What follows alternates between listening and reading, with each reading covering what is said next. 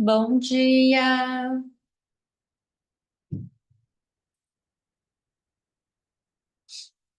Vocês estão me ouvindo e me vendo bem? Um, um oi, um ok no chat, um sinal de vida.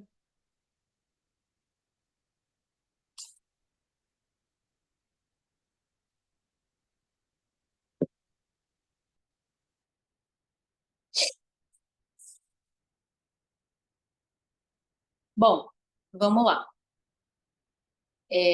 Doutora Aline, doutor Diego, se vocês puderem confirmar para mim se o áudio está bom, senão de repente eu vendo e ouvindo. Obrigada, doutora. Então vamos lá.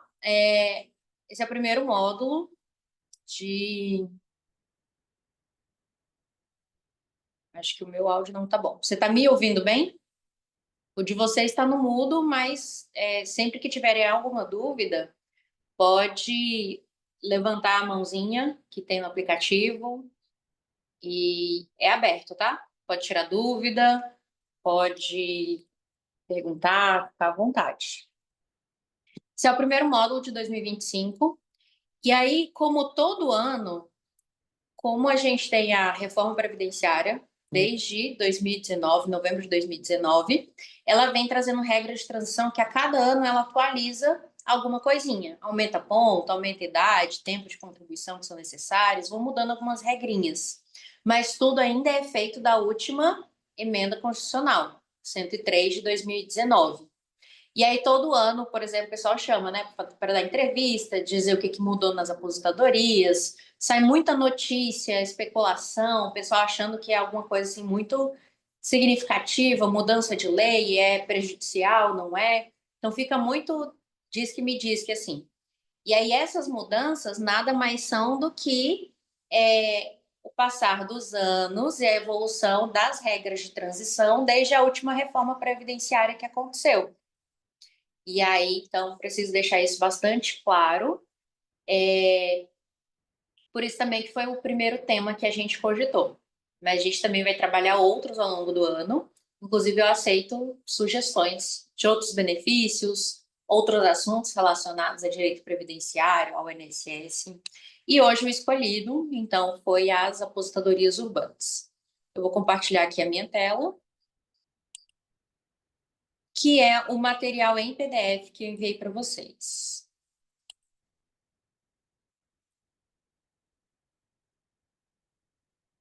Aí agora vocês vão confirmar se o material está aparecendo para vocês. Esse material, ele está bem completo. Ele está bem completo, aparecendo. Ele vem sobre aposentadorias urbanas, só que nele eu trouxe como se fosse um comparativo entre as aposentadorias antigas e as aposentadorias novas, com as regras de transição. Mas por que eu falo que ele está bem completo?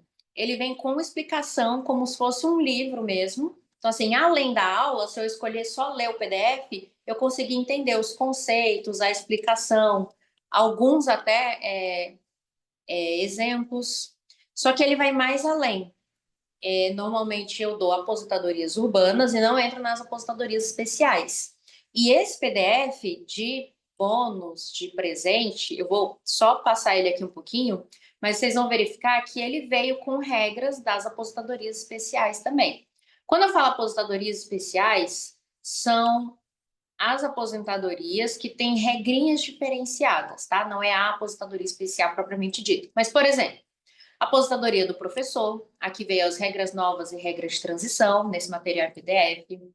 Tem a aposentadoria especial mesmo, que é aqui aquela com exposição a risco, e acho que a aposentadoria da pessoa com deficiência também vai estar nesse material para vocês. Olha, está bem explicativo.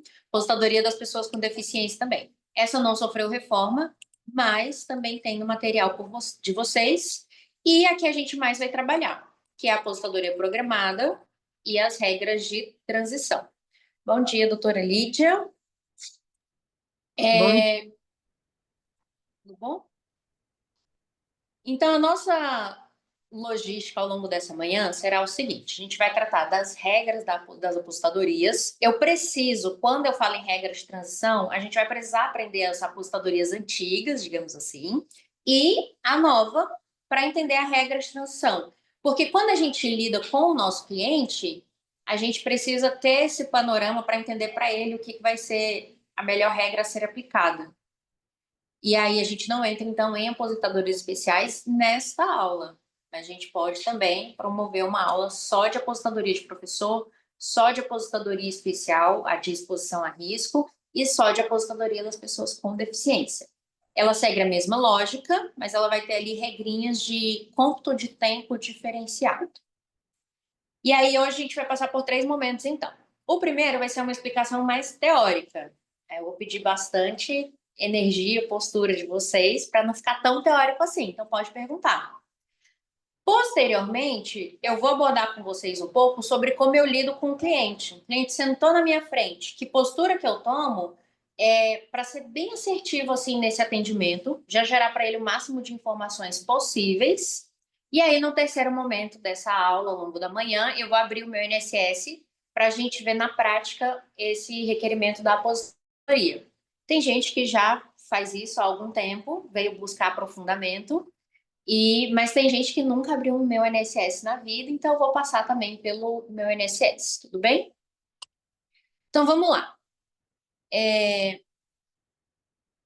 Eu tinha, antes da reforma da Previdência, antes de novembro de 2019, as aposentadorias. Aposentadoria por invalidez, ela é por incapacidade, não é programada, não entro muito nela, mas ela basicamente só trocou de nome e a forma de cálculo. Aposentadoria por idade e aposentadoria por tempo de contribuição são as duas que a gente mais vai trabalhar. E tinha aposentadoria especial, que também mudaram algumas regras. Aposentadoria do professor segue, também mudaram algumas regras. E a aposentadoria da pessoa com deficiência não sofreu reforma alguma. Aposentadoria dos trabalhadores rurais e a aposentadoria das pessoas com deficiência não sofreram reforma alguma. Mas o nosso foco aqui são as urbanas hoje. E aí, o que aconteceu? Qual é o principal ponto, assim, da reforma? É que eu deixo de ter aposentadoria por idade e por tempo de contribuição e eu passo a ter só uma aposentadoria programada. A nova regra principal é: todo mundo que for se aposentar, eu vou observar uma idade mínima para essa pessoa se aposentar. Bem rapidinho aqui, se eu estiver falando de aposentadoria por idade, antigamente, antes da reforma, o mulher poderia se aposentar com 60 anos, homem ia se aposentar com 65 anos, e independente de sexo, eu ia pedir 15 anos de tempo de contribuição para, independente de sexo, se mulher ou homem. Uma, um erro muito comum que era praticado pela sociedade como um todo era que, por esse nome, as pessoas achavam que só ao alcançar a idade, 60 anos, 65 anos, ele já ia se aposentar. Mas esquecia que eu precisava de um mínimo de tempo de contribuição. Esse tempo mínimo é os 15 anos de idade. E eu tinha uma aposentadoria por tempo de contribuição. Essa, ela só pedia tempo de contribuição e ela não pedia nada de idade. Então, a mulher que alcançasse 30 anos de tempo de contribuição e o homem que alcançasse 35 anos de tempo de contribuição, independente da idade, eu ia deixar essa mulher e esse homem se aposentar. A reforma ela veio para exigir idade mínima de todo mundo. Só para ficar ainda mais esclarecido a importância disso, o divisor de águas disso, na regra antiga, eu, Vanessa, ia me aposentar com 48 anos de idade. Comecei a trabalhar com 18, vou trabalhar por 30 anos ininterruptos, assim vem sendo, pelo menos, e aí com 48 anos eu ia poder me aposentar. Então imagine alguém que ia ficar dos 48 até seus 90 anos, dependendo da previdência. Isso deixou de existir com a reforma. A reforma é: eu sempre vou pedir uma idade mínima. Qual é a nova regra de aposentadoria, então? Urbana. Mulher, 62 anos, aumentaram 2 anos. Homem, ainda os 65 anos. Mas o tempo mínimo de contribuição Mulher, 15 anos, manteve. Homem, aumentou para 20 anos. E aí, aqui a gente vai fazer uma outra observação. Daqui a pouco eu vou mostrar os quadrinhos, tá? E aí, tudo que eu estou explicando vai ficar visível também. Aqui a gente tem uma outra observação. Homens que entraram, vieram contribuindo até a data da reforma, eles ainda se aposentam com 15 anos de tempo mínimo de contribuição. Se eles se filiaram depois da reforma, depois de 2019, é aí que eu vou passar a pedir os 20 anos de tempo mínimo de contribuição. Ah, Vanessa, então todo mundo se aposentar com a mesma idade e o mesmo tempo mínimo? Que vantagem eu vou ter se eu estiver contribuindo a mais ou a menos, então? A vantagem é que quanto mais tempo de contribuição, além do mínimo, além dos 15 anos ou dos 20 anos, maior vai ser o valor da aposentadoria. Também vou explicar os cálculos e aí a gente vai visualizar que essa regra ela é verdadeira. Então, eu tenho as regras antigas. O que que deixou de existir? O tempo mínimo, a possibilidade de se aposentar sem olhar a idade da pessoa. E agora, com a aposentadoria programada, eu peço idade mínima obrigatória, tempo mínimo obrigatório, e se eu contribuir a mais, isso pode influenciar no valor da minha aposentadoria. Agora, entre uma regra e outra, tinha o pessoal que estava no meio do caminho. Quem estava no meio do caminho é o meu exemplo. Eu ia me aposentar com 48 anos. Agora eu só posso com 62? E aí aqui a gente tem as regras de transição que protege essa expectativa dos administrados, né, dos cidadãos. E aí para consolidar tudo isso que a gente está conversando agora, deixa eu só ver aqui vocês, se vocês estão bem, se tem alguma coisa no chat. Vamos descendo aqui. Vocês me perdoem que eu vou descendo rapidinho, que o material está realmente bem mais completo. Tem outros conceitos. Primeiro quadrinho aqui para a gente observar é o quadro da regra antiga.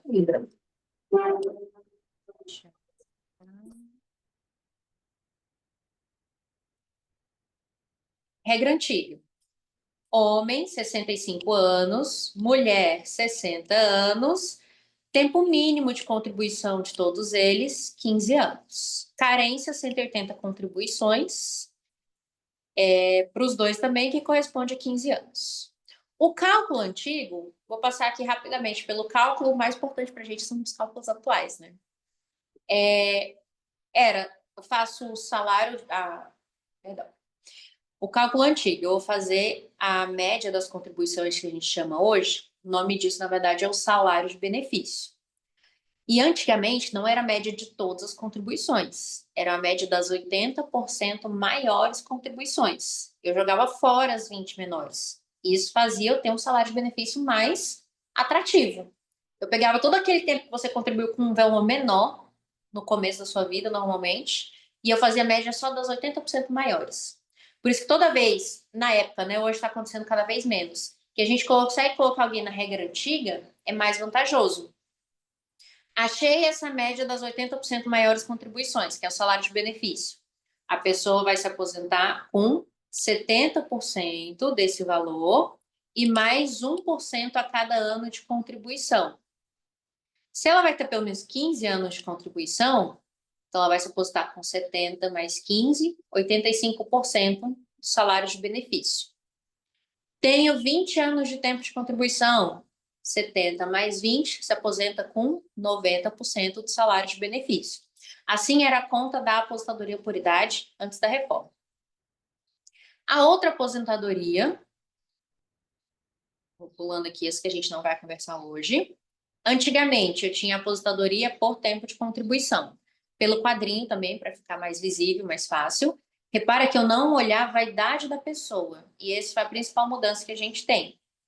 Mas eu pedia muito tempo de contribuição. Mulher, 30 anos, homem, 35 anos, e também os 180 de carência. Essa aposentadoria aqui, o cidadão se aposentava com 100% do salário de benefício. Fazia a média das 80% maiores, 100% desse valor, do salário de benefício, era o valor da aposentadoria. Mas aqui a gente tinha a figura do fator previdenciário. O que o fator previdenciário faz? Ele verifica a expectativa de vida da pessoa, a idade da pessoa, a expectativa de sobrevida E aí ele conseguia reduzir esse valor, se a pessoa era muito jovem, reduzir esse valor em até 40%. Por exemplo, se eu fosse me aposentar aos 48, que era o início da nossa conversa, eu não ia me aposentar com toda a minha média, com todo o meu salário de contribuição. Eu ia me aposentar com um valor significativamente inferior. Por quê? Eu ia ficar dependendo da Previdência por muitos anos. Então, eu tinha esse cálculo, esse ajuste, para não ter muitos trabalhadores inativos, dependendo da Previdência por muito tempo, e aí ia gerar um desequilíbrio financeiro e atuarial. Essa aposentadoria aqui, eu posso dizer que ela deixou de existir. Por quê? Porque agora todas as aposentadorias exigem idade mínima. Qual é a nova regra de aposentadoria? Aposentadoria programada. O que ela me pede? Homem, 65 anos e 20 de tempo de contribuição e ainda os 180 de carência. Mulher, 62 anos de idade, 15 de contribuição e os 180 de carência. Então, aumentou aqui a idade da mulher, aumentou o tempo de contribuição do homem, com aquela observação que também a gente já conversou, mas eu gosto de deixar tudo muito bem pontuado, porque como a gente fala muito em idade, regra, número, cálculo, às vezes vira uma salada assim, né, na cabeça de quem está escutando de repente pela primeira vez, tá? Então faz parte da minha didática ficar pontuando de maneira mais objetiva. A mulher aumentou de 60 para 62 anos. Foi do nada? Não. Eu tive uma regra de transição, ela já deixou de existir, porque já exauriu, mas eu tive uma regra de transição que falou: eu vou aumentar de 6 em 6 meses, devagarinho, até chegar aos 62. Isso já aconteceu. Mas no começo foi assim: 2020, 60 anos e meio. 2021, 61 anos. 2022, 61 anos e meio. 2023, 62 anos. Cheguei na nova regra, aí agora já está vigorando ela normalmente. E o tempo de contribuição do homem? Eles até tentaram fazer também essa regrinha de transição, mas não passou. Então, como é que está funcionando essa transição aqui? Que antes era 15 anos e agora eu peço 20. Simples, simples. Filiou, está contribuindo até novembro de 2019, ainda mantém os 15 anos de tempo de contribuição mínimo que eu vou exigir desse ano. Se filiou e começou a contribuir a partir de novembro de 2019, aí eu já vou passar a exigir os 20 anos, que é a regra nova, que é a regra atual. Então, basicamente, foram essas mudanças. E o cálculo? O que mudou no cálculo? O cálculo também ficou interessante. Aí esse cálculo eu já peço um pouquinho mais de atenção nossa, porque ele é o que vigora para a maioria das regras de aposentadoria, mesmo as regras de transição que a gente ainda vai aprender. Cálculo da renda mensal das aposentadorias novas, da maioria das aposentadorias novas. Algumas ainda têm o cálculo antigo. Eu vou fazer, primeiro, vai ser a base, o valor que vai servir de base para essa renda mensal desse benefício. O nome dele é o salário de benefício, que a gente costuma chamar de média. Só que agora é a média mesmo. Porque agora eu não tenho mais aquela conversa das 80% maiores contribuições e descarta as 20% menores. Agora, salário de benefício é a média de 100% de todas as contribuições desse trabalhador. Vi tudo que ele contribuiu na vida dele inteirinha, inteirinha, de julho de 94 para frente. Fiz essa média, achei o salário de benefício. Achei o salário de benefício? Esse ainda não é o valor da aposentadoria do meu cliente. Ele vai se aposentar com uma porcentagem deste salário de benefício desta média. Esta porcentagem começa com 60%, a regrinha, 60% do salário de benefício, com acréscimo de 2 pontos percentuais a cada ano de contribuição que exceder o tempo mínimo. Fiz a média, achei o salário de benefício. A aposentadoria dele começa com 60%. Quanto mais tempo de contribuição que ele tem além do mínimo, além dos 15 anos, além dos 20 anos, aí eu vou colocando 2 pontos percentuais a mais. Ah, eu quero me aposentar com 100% do meu salário de benefício. Vai ter que chegar lá nos 40 anos de tempo de contribuição. Essa parte aqui de cálculo, para a regrinha não ficar muito solta, eu vou abrir um Word Só para a gente fazer algumas opções e entender um pouquinho melhor. Deixa eu compartilhar.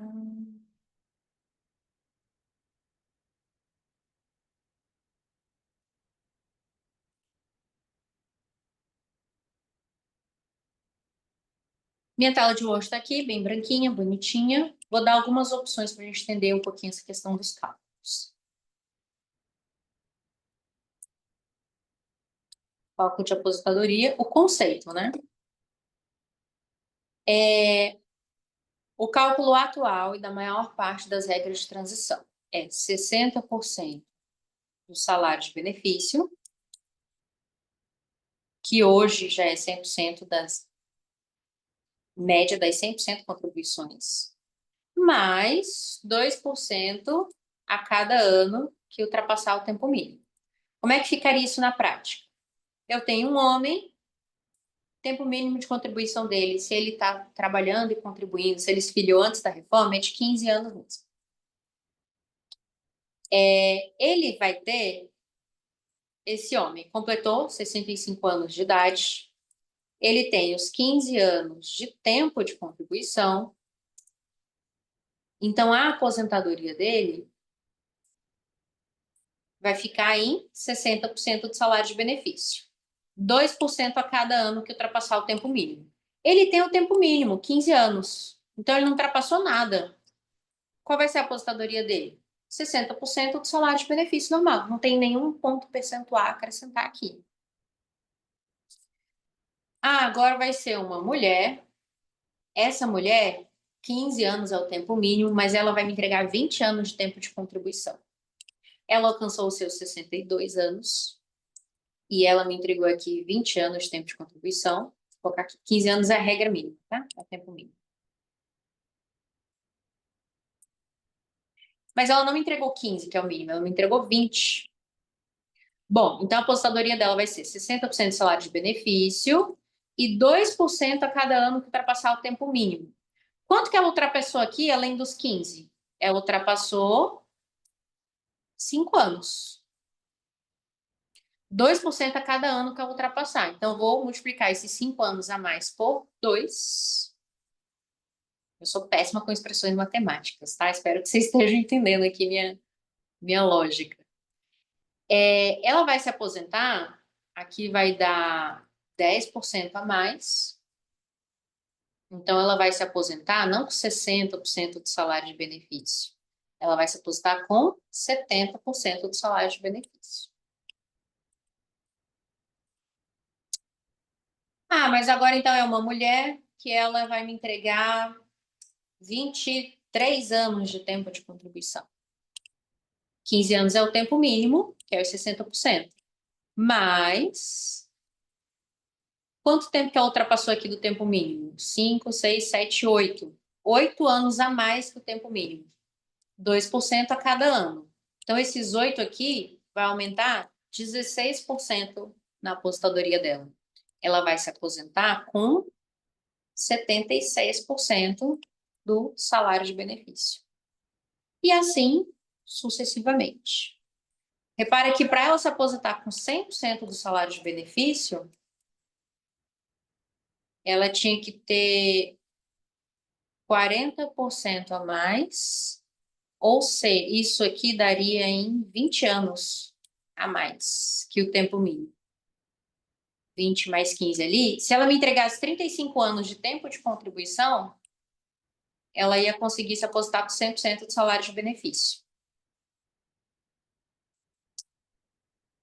Por isso que a gente fala que as regrinhas estão cada vez mais duras, porque eu necessariamente vou exigir a idade mínima de todo mundo com o passar do tempo. E ainda assim, vai ficar mais difícil a gente alcançar os 100% do salário de benefício. Deixa eu só revisar aqui, que minha matemática é meio ignorante. Se eu não errei alguma coisa. Para ela se aposentar com 100%, ela tem que ter 40% a mais, além dos 60%. Isso dá 20 anos a mais de tempo de contribuição. E aí, 35 anos de tempo de contribuição mesmo. Vou só ler aqui uma dúvida da doutora, que deve ser relacionada a cálculo. Doutora Aline Souto. Esse cálculo, com base em 100% das contribuições, é para quem começou a contribuir a partir de 2019 ou para quem vai se aposentar a partir de 2019? Legal isso daqui, essa pergunta, vou explicar. E ela acaba entrando aqui num assunto quando a gente conversa de regras de transição. Deixa eu ver se já é o momento da gente avançar para ele. Acho que sim. Deixa eu baixar aqui. Ó, tem bastante conteúdo das outras aposentadorias. Dá para ler, pegar os conceitos, explicação um pouco da comprovação. E eu quero chegar aqui nas regras de transição, que responde à pergunta da doutora Ali.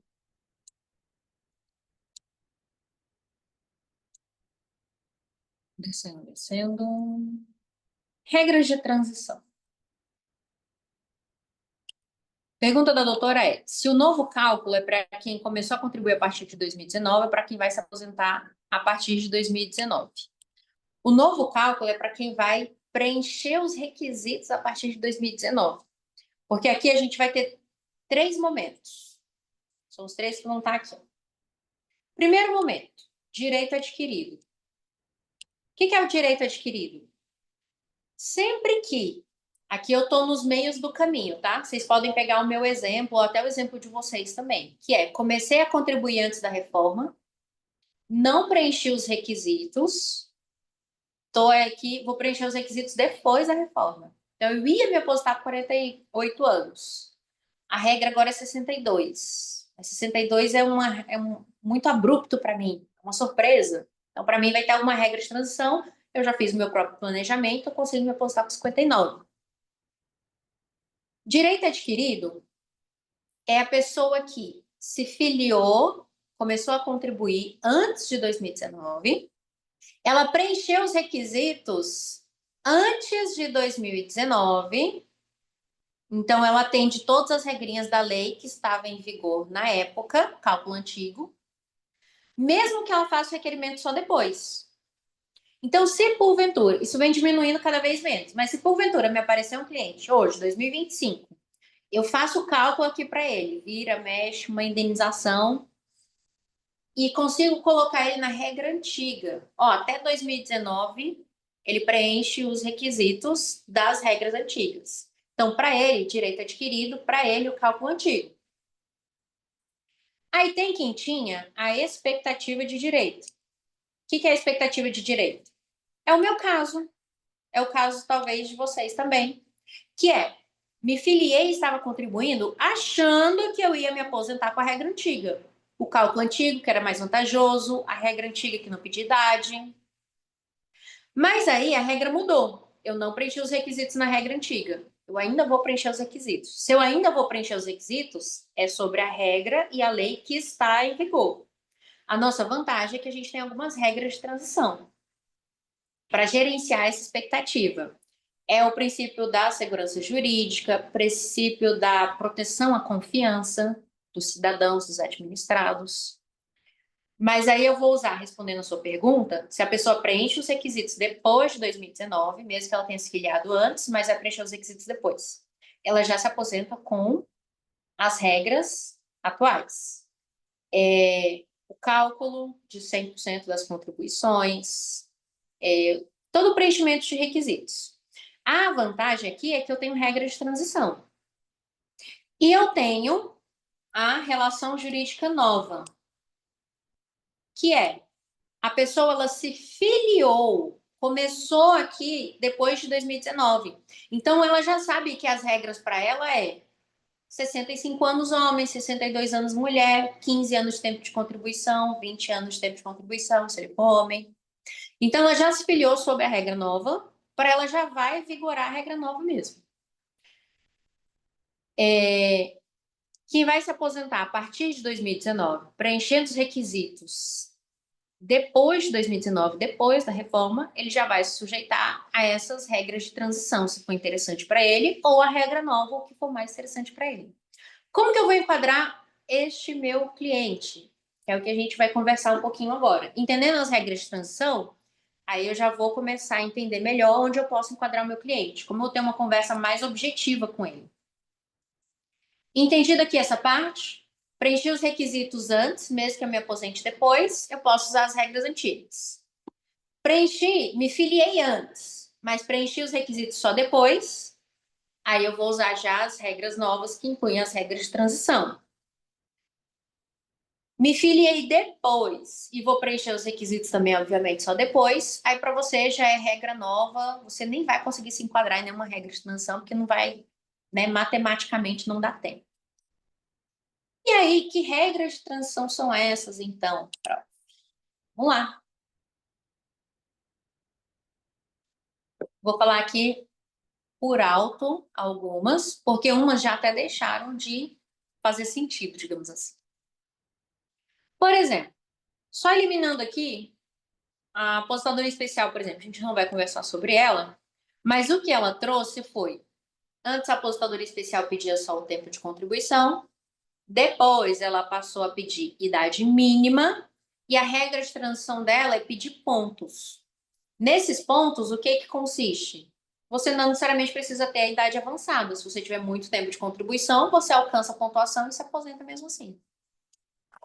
A regra de transição da aposentadoria por idade veio só ali para, a gente já conversou sobre ela também, veio para a mulher, que foi aumentando 6 meses a cada ano, só que eu já alcancei a regra final, 62 anos, desde 2023. Então ela praticamente morreu. E para o homem, que é 15 anos quem era filiado antes, 20 anos para quem se filiar depois. É uma regra que praticamente morreu. Aí eu tenho essas outras 4 regras, elas dizem respeito a. Repara que a aposentadoria por idade, na verdade, ela virou aposentadoria programada. E a aposentadoria por tempo de contribuição, que não olhava a idade, ela praticamente deixou de existir. É nesse momento que, se o cliente entra na minha frente, a pergunta que a gente faz, né? Tem como o cliente que não tem 62 anos, 65 anos, se aposentar antes de alcançar essa idade? Para responder essa pergunta, a gente vai precisar ver se ele se enquadra em alguma das regras de transição da antiga aposentadoria por tempo de contribuição, que não olhava a idade. Então, agora eu até olho a idade. Preciso ver se você se enquadra em alguma dessas regras de transição. E aí, outra pergunta objetiva que eu sempre coloco e até falo para o cliente é: para eu falar em alguma aposentadoria para você, antes de alcançar a idade, 62, 65, eu preciso, a conversa começa se você, mulher, me entrega 30 anos de tempo de contribuição, se você for homem, se você me entrega 35 anos de tempo de contribuição. A conversa começa aí. Se a pessoa não tem 10 anos, 15 anos, 20 anos, faz planejamento, né? Vai depender da idade da pessoa, claro. Mas assim, se a pessoa está muito longe de ter pelo menos o mínimo que eu exigia antes para aposentar alguém sem olhar a idade, aí eu já falo, para você, infelizmente, é esperar a idade mínima que atualmente estão exigindo mesmo. Se for muito jovem, ainda der tempo de planejar alguma regra de transição, beleza. Mas se a pessoa já está ali com 60 anos e 20 anos de tempo de contribuição, dificilmente eu vou conseguir enquadrar ela numa das regras de transição. Não sei se ficou claro, muito claro. Eu vou ainda explicar mais sobre essas regras de transição e conforme a gente vai conversando, melhor esse sentimento, para deixar cada vez mais objetivo, até para a gente conseguir explicar para o cliente, abordar o cliente.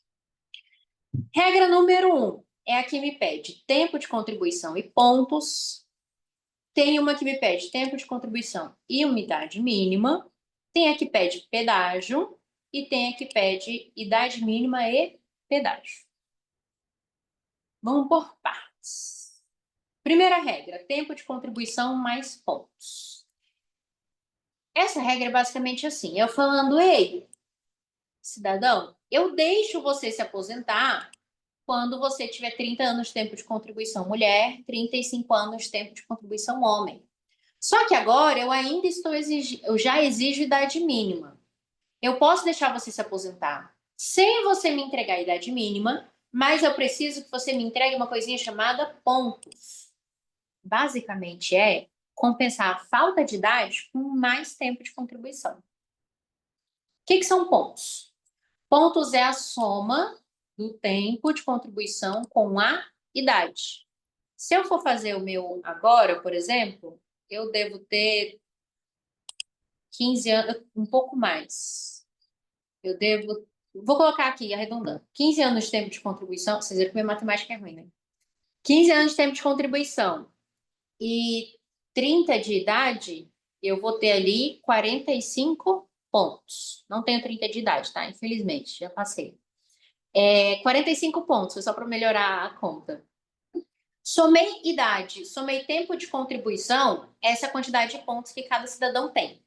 O que essa regra de transição fala? Ela falou, ó, me entrega, mulher, né? Me entrega os 30 anos, mas para compensar a sua falta de idade, me entrega pelo menos, essa regra de pontos, ela vem evoluindo, ano a ano eu aumento um ponto. Como estamos em 2025, a nova regra de aposentadoria por pontos é mulher, 92 pontos, homem, 102 pontos. Meu mouse aqui deixou de grifar, mas vocês estão vendo bem aqui, ó. Ano de 2025, mulher, 92, homem, 102. Se a gente for para o próximo ano, falar, todo ano muda a regra de aposentadoria. Não é assim, é a mesma regra de transição. Então, quando for no ano que vem, vai ser 93 pontos mulher, 103 pontos homem. Então, eu vou pegar aqui uma mulher, ela já tem 30 anos de tempo de contribuição. Para dar 92 pontos, ela tem que me entregar 62 anos de idade. 62 já é a data atual. Então, ela é vantajosa para quem tem muito mais tempo de contribuição. E ela vai compensar a falta de idade com excesso de tempo de contribuição.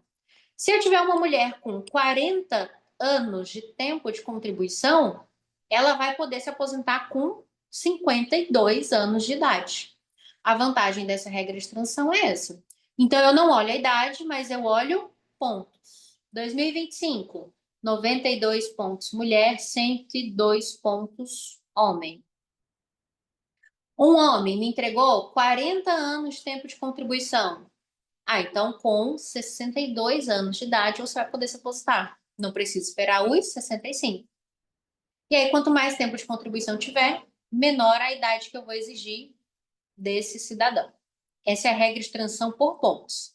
Repara que o começo da conversa dela, para ela ser interessante, é me entregue o mínimo que era pedido antes. 30 anos mulher, 35 anos homem.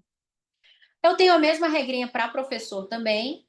A diferença é que diminui 5 pontos na exigência. Então, ó, se for alguém 100% professor, já que a gente está aqui, já vou falando também. Será 87 pontos homem, mulher, 97 pontos homem. Próxima regra de transição. Tempo de contribuição mais idade mínima. Tiago?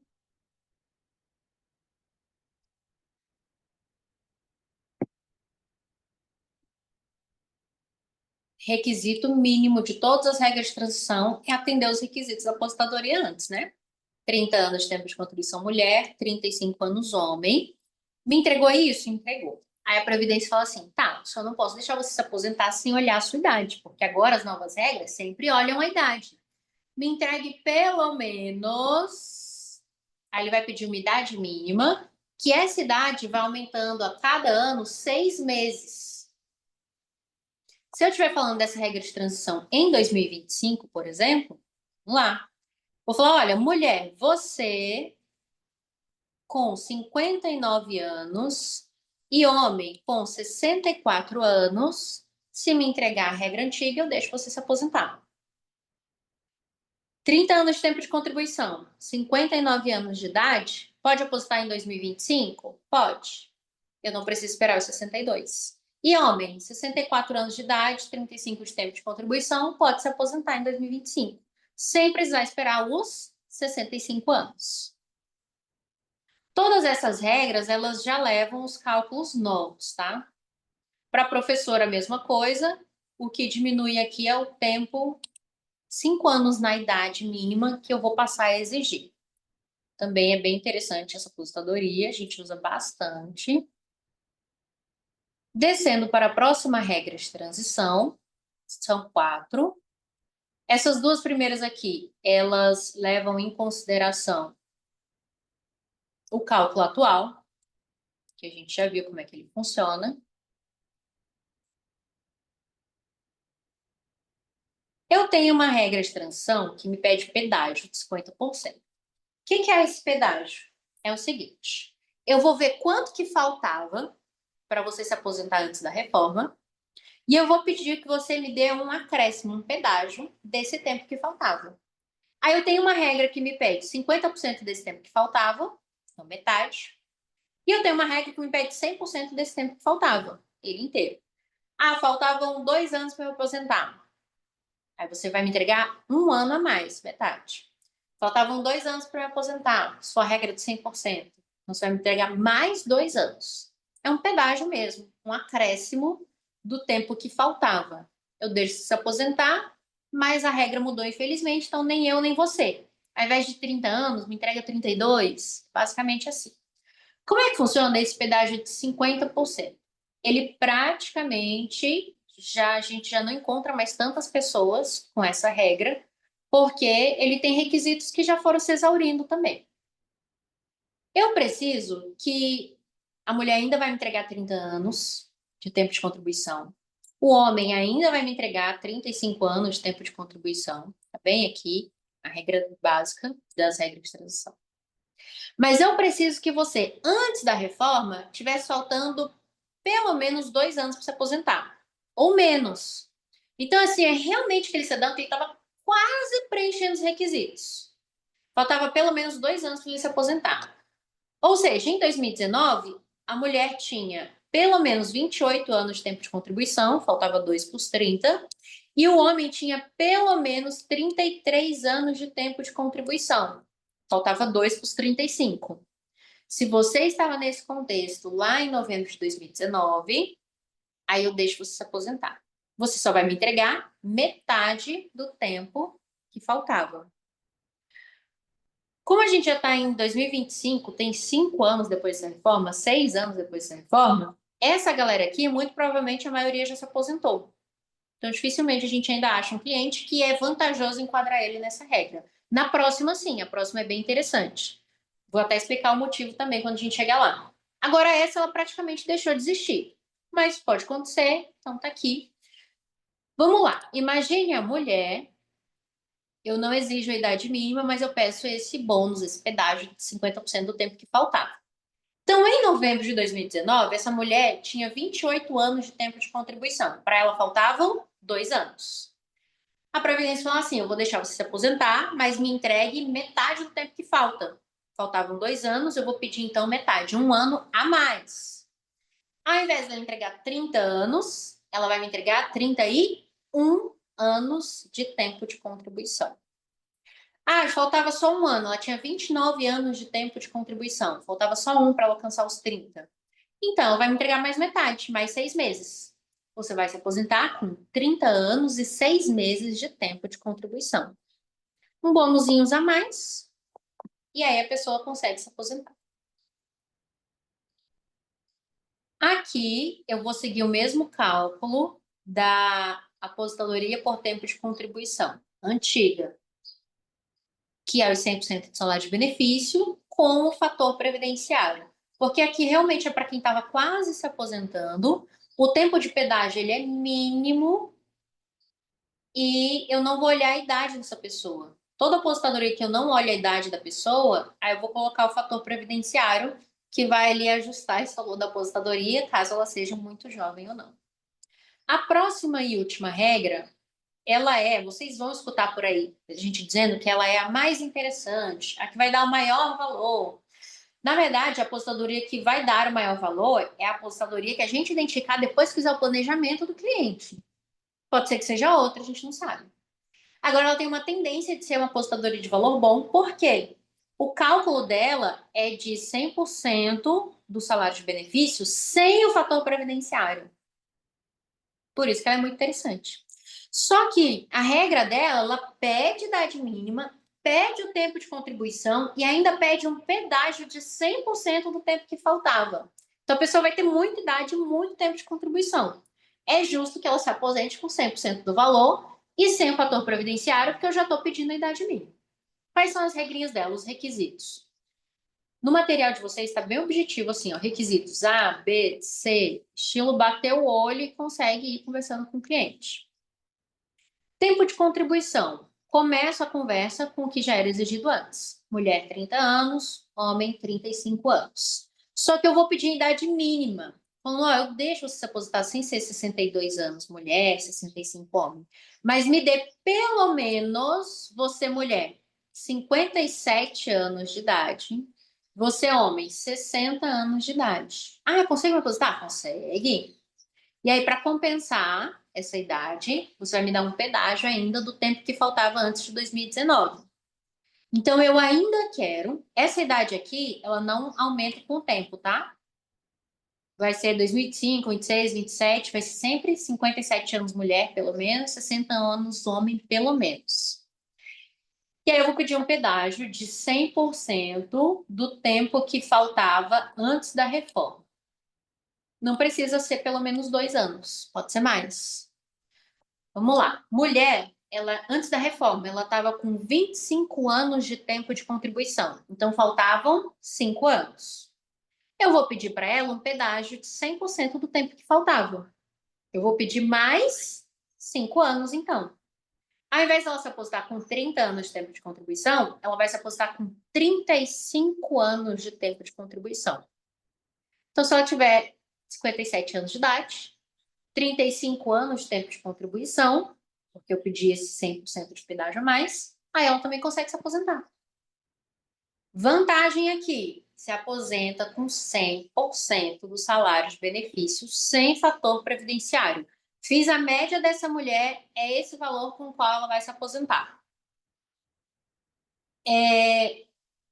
Para o meu caso, esse aqui foi mais interessante. Como faltava muito antes da reforma, então meu pedágio vai ser gigante, vou ter que pegar mais de 40 anos de tempo de contribuição, aí eu vou passar um pouquinho da idade, vai dar 59 anos. Mas vai ser a melhor regra, com o melhor cálculo, e eu ainda não vou precisar alcançar os 62 anos de idade para só depois me aposentar. A não ser que aconteça uma coisa que muito provavelmente vai acontecer, porque faltam mais de 30 anos para isso, tem uma nova reforma nas previdências públicas, então isso é muito provável, mas não custa sonhar. Para o professor, a mesma regrinha, o que eu faço é reduzir 5 anos no tempo mínimo necessário, 5 anos na idade mínima necessária. E essas são todas as regras de transição. Neste primeiro momento, alguém tem alguma dúvida? Quer fazer algum comentário? Vou puxar meu chatzinho aqui, que vocês falarem comigo.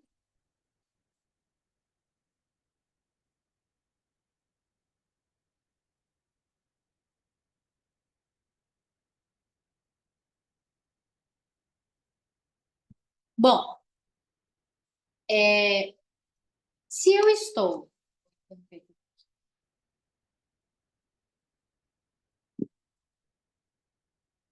Se eu estou com um cliente bem na minha frente, ou até antes, vou fazer aqui uma rota do cliente. O cliente me procurou no Instagram, no WhatsApp, foi indicado por um outro cliente, chegou até você. Passado aqui. O cliente chegou até você, por alguma forma. Vanessa? Oi? Oi, é eu. Só voltando nessa última que você estava explicando, quando você fala lá no pedágio de 100%, é o pedágio de 100% da idade ou da contribuição? Da contribuição. A Ah, idade sempre vai ser, mesmo que passem os anos, hum, 57 mulher, 60 anos homem. tá. Mas acaba que a mulher alcança a idade, né? Tipo, exigida atual, que é 62, né? Desculpa, eu não peguei o começo da pergunta. Então, acaba que ela, quando vai pagar o pedágio, sempre pode alcançar a idade também exigida mínima, né? Se faltava muito tempo, às vezes, quando vai pagar o pedágio, ela ultrapassa os 57. Pode acontecer. Mas Hum, repara, mesmo eu me considero jovem para fins de previdência, e com hum, pouco tempo de contribuição antes da reforma, está bem longe de me aposentar, Mas mesmo no meu caso, fazendo uma projeção, eu ainda conseguiria cumprir o pedágio com 59 anos de idade. Ainda não Hum, ia para os 62. Então, ela pode ser interessante para algumas pessoas. entendi. Entendi.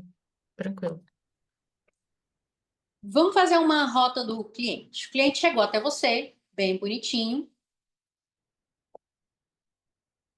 O cliente chegou até você, chegou pelo Instagram, pelo WhatsApp, indicação de outro cliente, falou assim: quero ver a minha aposentadoria.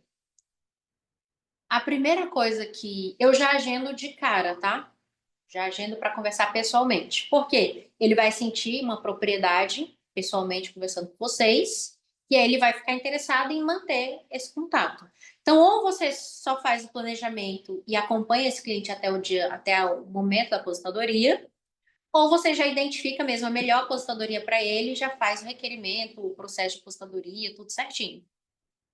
Mas chegou, eu já agendo de imediato e eu oriento quando ele vier já na primeira vez, na primeira conversa, que ele já venha com a documentação pelo menos básica.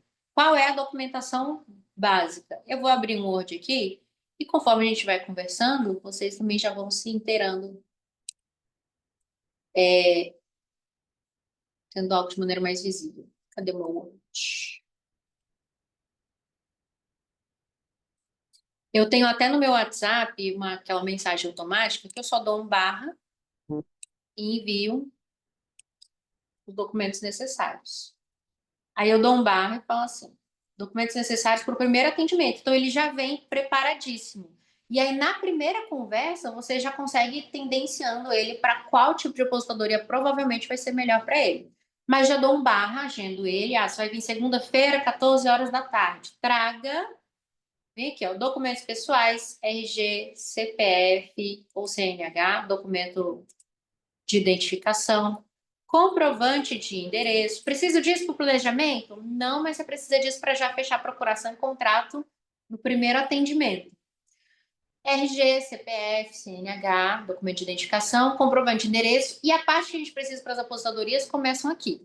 Naquela conversa prévia, a gente já pergunta se, por exemplo, se ele é rural, se ele é urbano, e aí, sendo urbano, é que a gente vai seguir esse caminho aqui. Se for rural, já é outro tipo de documentação. Comprovante de endereço. Aí aqui eu peço, ó, todas as carteiras de trabalho. Aqui são todas. Isso eu tenho que explicar para o meu cliente por quê. Eles acham que só a última serve, que só o número da carteira de trabalho serve. Não serve. Tem coisas que não estão no extrato CNIS, que é só na carteira de trabalho que está. Então, é todas as carteiras de trabalho, todas as páginas da carteira de trabalho. É um cliente à distância, ele vai te mandar a foto ou digitalizado, todas as páginas da carteira de trabalho, mesmo as lá de trás. Motivo, lá atrás às vezes tem alguma informação que complementa as informações da frente, da parte dos contratos. Ou se tem alguma coisa que está elegível, lá atrás é que a gente consegue. Na época da revisão da vida toda também, as atualizações de salário estavam lá atrás. Então, é todas as carteiras de trabalho, todas as páginas assinadas.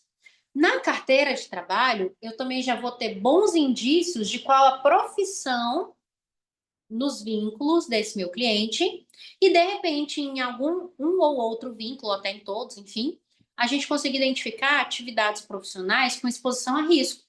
É tempo que a gente vai converter, vai aumentar e melhorar o valor da aposentadoria dele.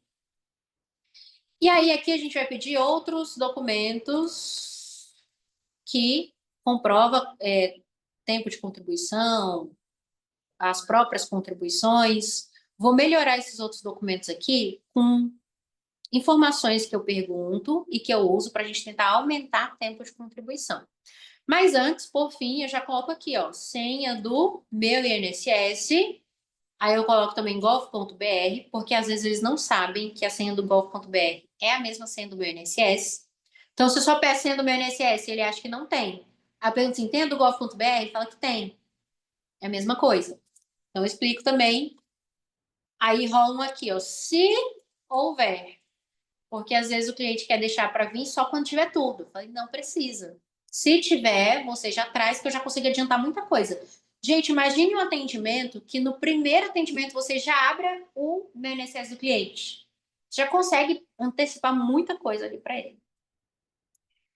Vamos aqui para essa parte de outros documentos? Carteira de trabalho é a principal para comprovar tempo, mas eu vou puxar um pouquinho aqui para outros documentos, porque olha só, eu consigo perguntar do meu cliente: você trabalhou como trabalhador rural antes de ter os vínculos urbanos que ele tem? Porque se ele trabalhou, aqui eu consigo comprovar esse tempo e usar ele na aposentadoria, seria o que a gente chama de aposentadoria mista, aposentadoria híbrida. São as mesmas regrinhas da aposentadoria urbana, só que parte desse tempo eu vou usar, comprovar a atividade rural, eu vou usar esse tempo rural, sim. Às vezes eu preciso indenizar, às vezes não, mas esse tempo rural, ele ajuda a gente a aumentar o tempo do cliente. Pergunto se ele exerceu o tempo de serviço militar.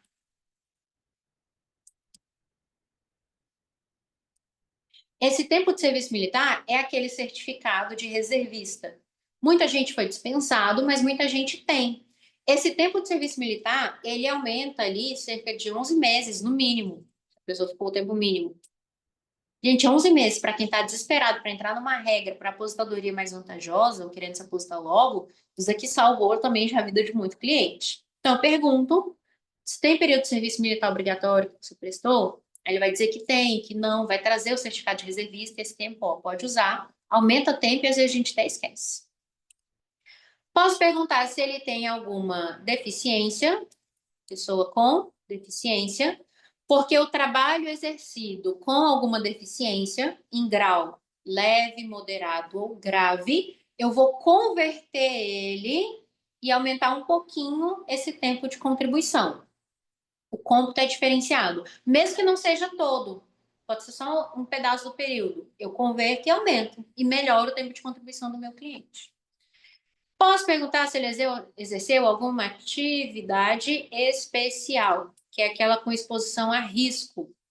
Também comprovo e também converto, aumento o tempo, aumenta o valor da aposentadoria, uma possível regra que eu vou enquadrar o meu cliente.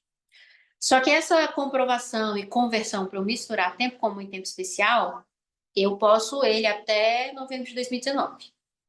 Dali para frente eu já não posso converter e misturar mais. Mas, enfim, é o tempo mínimo, isso aqui ainda também ajuda muito. Eu posso verificar isso nas carteiras de trabalho ou na entrevista conversando com o cliente. Aqui são hipóteses de conversa ali com o cliente que a gente pode tentar aumentar o tempo dele sem ficar só amarrado nas carteiras de trabalho. E também posso perguntar se ele teve algum serviço público. Se ele foi servidor público de alguma maneira. Mesmo sendo estatutário ou só prestador, seletista, né, comissionado, contratado, enfim. Aí o que muda vai ser o documento que eu vou pedir. Carteira de trabalho. Vou agora para algumas documentações, só um comentário, porque isso foge ali no dia a dia, a gente não fica tão atento.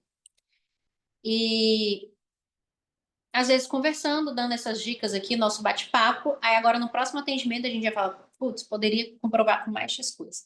Então, assim, basicamente, o que a gente tem? O extrato CNIS e o kit velar de informações do próprio INSS, excelente. Só que o extrato CNIS, ele não é perfeito, ele não é redondo, ele não vem com todas as informações, principalmente os vínculos antigos. E aí, o que a gente precisa fazer? Comprovar e complementar por meio de outros documentos do cliente. O principal, carteira de trabalho. Ah, mas nem tudo está na carteira de trabalho. Ah, mas meu cliente perdeu a carteira de trabalho. Vínculo de emprego eu consigo comprovar por outros meios. Mas aí eu vou ter que ir atrás, por exemplo, da empresa, posso pegar uma declaração do empregador, posso pegar cópia da ficha de funcionário, olerites, notificação de férias, recebimento de salário. Quem for aí trabalhista, eu não faço trabalhista, mas quem for trabalhista, imagina a gama de documentos que você tem para comprovar um vínculo de emprego. Se a gente vier aqui para um processo administrativo previdenciário, eu também consigo juntar e comprovar esse vínculo de emprego. Declaração, ficha funcional notificação de férias, olerite, enfim. Às vezes eles têm, qual é o nome, gente? Ordem de serviço, dependendo do tipo de trabalho que presta, eles também têm a ordem de serviço para comprovar. Então, o que tiver para comprovar desse vínculo, ele é aceito também. Vocês podem soltar aí a imaginação. E, no último contexto, a gente ainda vai para via judicial, para uma justificação administrativa, para uma testemunha, para uma foto, se eu tiver já no judicial, né? No administrativo, ele não admite algumas provas dessas. Então, eu fujo da carteira de trabalho, mas consigo comprovar vínculos por outros meios. A conversa com o cliente é sempre necessária. Trabalhador rural, usa os documentos que comprovam atividade rural. Serviço militar é o certificado de reservista. Se ele perdeu, não tem. Aí ele vai pedir uma certidão de tempo de contribuição, uma declaração desse serviço militar obrigatório prestado do de onde ele prestou, do quartel, do batalhão. Período que ele trabalhou com alguma deficiência. Isso aqui eu junto o laudo e no curso do processo administrativo vai ser comprovado por meio de perícia médica. A atividade especial, comprovação se dá por meio do PPP, Perfil Profissional Gráfico Previdenciário, ILTCAT, laudo LT, laudo técnico das condições ambientais do trabalho, nem sempre é obrigatório, mas se tiver ajuda. Vou colocar aqui, porque como vocês vão ter aula gravada, aí fica laudo e perícia médica. Perícia acontece no curso do processo, tá? Não precisa se preocupar com isso antes. Serviço militar. Aqui é o certificado de reservista ou uma declaração. Na verdade, que é uma certidão do tempo prestado. Trabalhador rural, carteira de trabalho todas, mas posso ter outros documentos. Trabalhador rural, que são os documentos que comprovam atividade rural.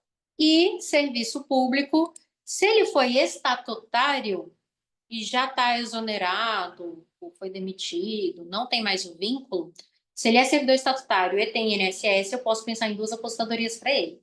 Mas se ele só ficou 1 ano, 5 anos, 7, não tem mais nenhum vínculo, esse tempo realmente vai ser usado para uma aposentadoria só, aí eu vou pedir aqui a certidão de tempo de contribuição, é a tal da CTC que a gente fala. E se for comissionado, vem uma declaração de tempo de serviço. Aí vem a data início, data fim, portaria de nomeação, portaria de exoneração. E nos dois casos eu preciso das fichas financeiras, porque eu vou lançar as remunerações dele para influenciar no cálculo de aposentadoria do meu cliente. Os mais importantes são esses aqui. E aí tem outras conversas que a gente pode ir tendo com o cliente para ir descobrindo se ele tem mais tempo e tudo mais.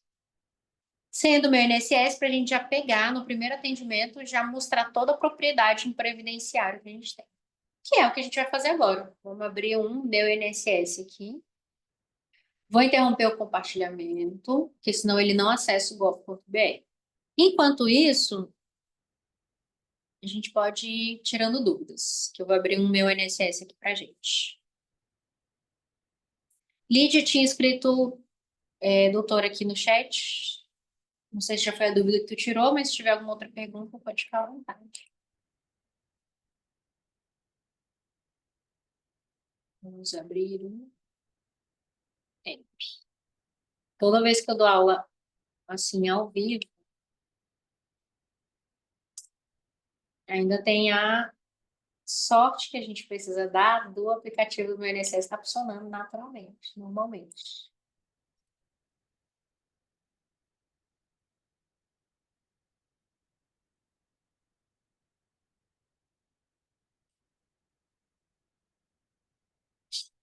Deu certo.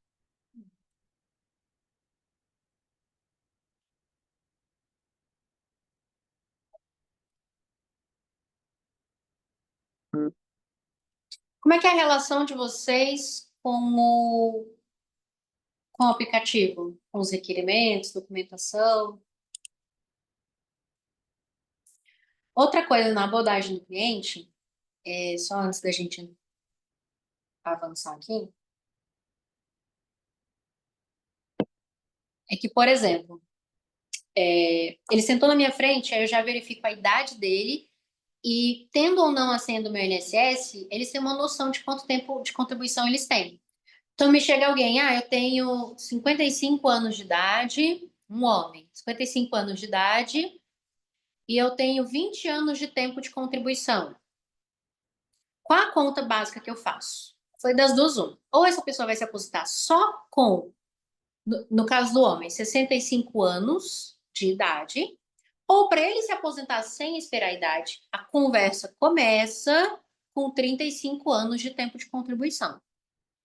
Se eu conversei com ele, levantei documentação, converti tempo, forcei toda a barra, já fiz tudo e ele tem só 20 anos de tempo de contribuição, começa a ficar um pouco lógico, que é, se ele contribuir dos 55 aos 65 anos de idade, ele vai chegar no máximo aí a 30 anos de tempo de contribuição. Então, não tem regra de transição, por isso que é bom ter essa clareza. Não tem regra de transição que vai servir para essa pessoa.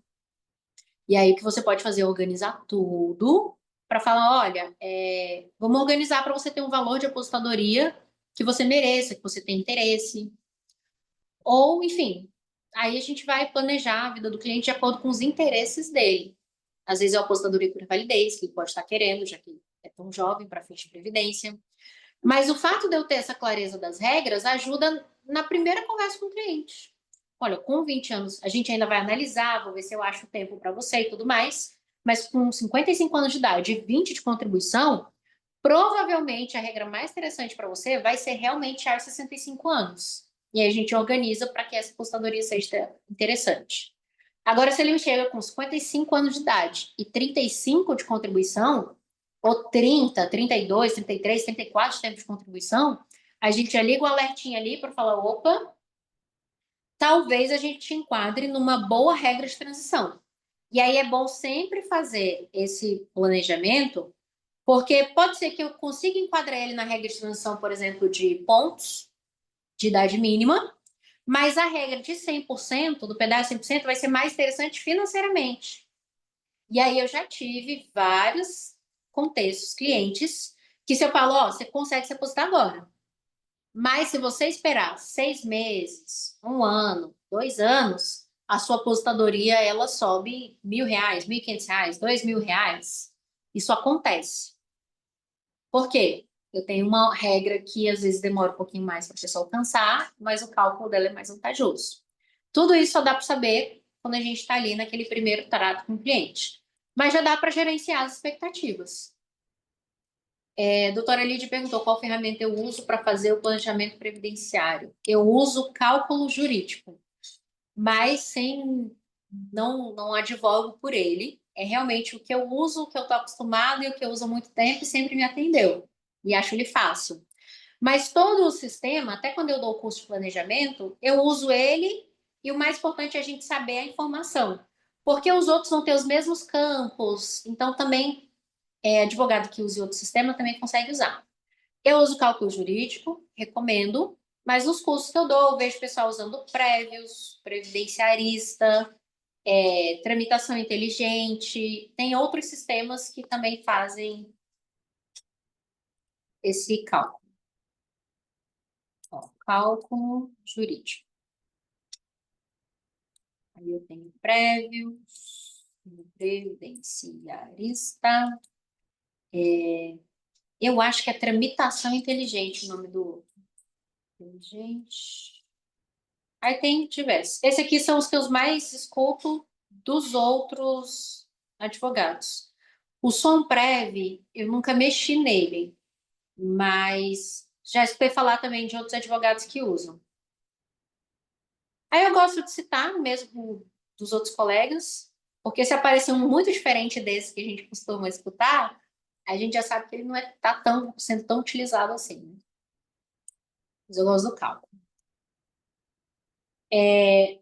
Se a gente for mais avançado nessa questão de cálculo e planejamento previdenciário, ele consegue, inclusive, dizer que a função do planejamento são várias, né? Não é só dizer a apostadoria. Eu tenho uma função que ela consegue, inclusive, dizer quanto que a pessoa vai gastar de previdência até a data dela se aposentar e quanto que ela vai receber de aposentadoria enquanto ela estiver aposentada, considerando a expectativa de vida.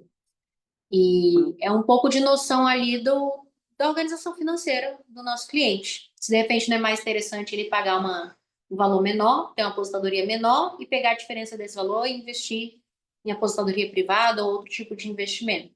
Já é uma função ali um pouquinho mais avançada, só que esses sistemas também fazem. Vamos lá. Abri o meu INSS e aí eu vou para a prática. Já gerenciei a expectativa do meu cliente, já sei se ele se enquadra, se ele pode se enquadrar ou não em alguma regra de transição, porque agora eu já sei as regrinhas ali, ó, mais objetivas. Ele veio para o atendimento, está com toda a documentação, a básica. Depois, conversando com ele, a gente pode pedir a complementação desses documentos. Já fechei procuração em contrato. E aí a gente pode explorar. Quando o cliente tem a senha do meu INSS, eu abro o aplicativo na frente dele mesmo e mostro ainda mais propriedade, ele sai daqui ainda mais feliz. O layout do meu INSS está aqui. Para quem não conhecia, ele tem vários botões, consultar os pedidos que estão em andamento, fazer um novo pedido, benefício por incapacidade, vou fazer agendamento de perícia médica, extrato quinis, é o nosso preferidinho aqui para fazer aposentadorias urbanas, e por aí vai, tem mais outras funções aqui para baixo. Ou eu venho bem aqui e digito o que eu preciso. Digamos que seja simular a aposentadoria. Tem como? Tem, só que o simulador de aposentadoria do meu INSS não é fiel, não tem todas as informações, não converte tempo, se a gente quiser converter tempo. Primeira coisa que eu faço, depois de conversar com o cliente, levantei toda a documentação, o mais importante para a gente, por enquanto, é esse aqui, ó. Extrato de contribuição. E baixando ele, eu já consigo ir conversando com o cliente. Baixar documento, aqui ele já dá os vínculos, data início e data fim. Baixar documento, vínculos e contribuições, vão vir só os vínculos, data início e data fim. Vínculos, contribuições e remunerações, vão vir os vínculos data início, data fim e as remunerações mês a mês. Isso para a gente também é importante porque a gente precisa saber se todas as contribuições, as remunerações daquele trabalhador foram informadas pela empresa. Porque se tiver alguma remuneração que não foi informada pela empresa, o sistema vai considerar o salário mínimo, a média deste cliente vai lá para baixo, o valor da aposentadoria dele vai lá para baixo também. Então, parte do nosso trabalho é acertar essas remunerações. Se eu não tiver informação, eu vou olhar na carteira de trabalho, na ficha financeira, eu vou pedir documento da empresa, eu vou atrás, mas para não prejudicar ele nessa questão do cálculo. Eu baixo os dois porque um é mais fácil de visualizar e o outro tem as promoções e remunerações. Então, vou lá baixar. Vínculos, baixei. Tá baixando.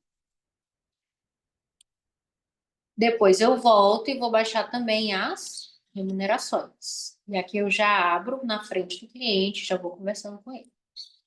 Deixa eu ver se abrindo aqui, ele já abre para vocês direto. Abriu.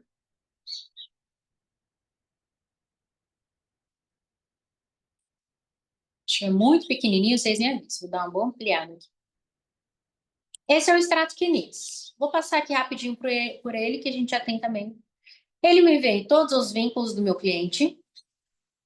Vem os lugares que ele trabalhou.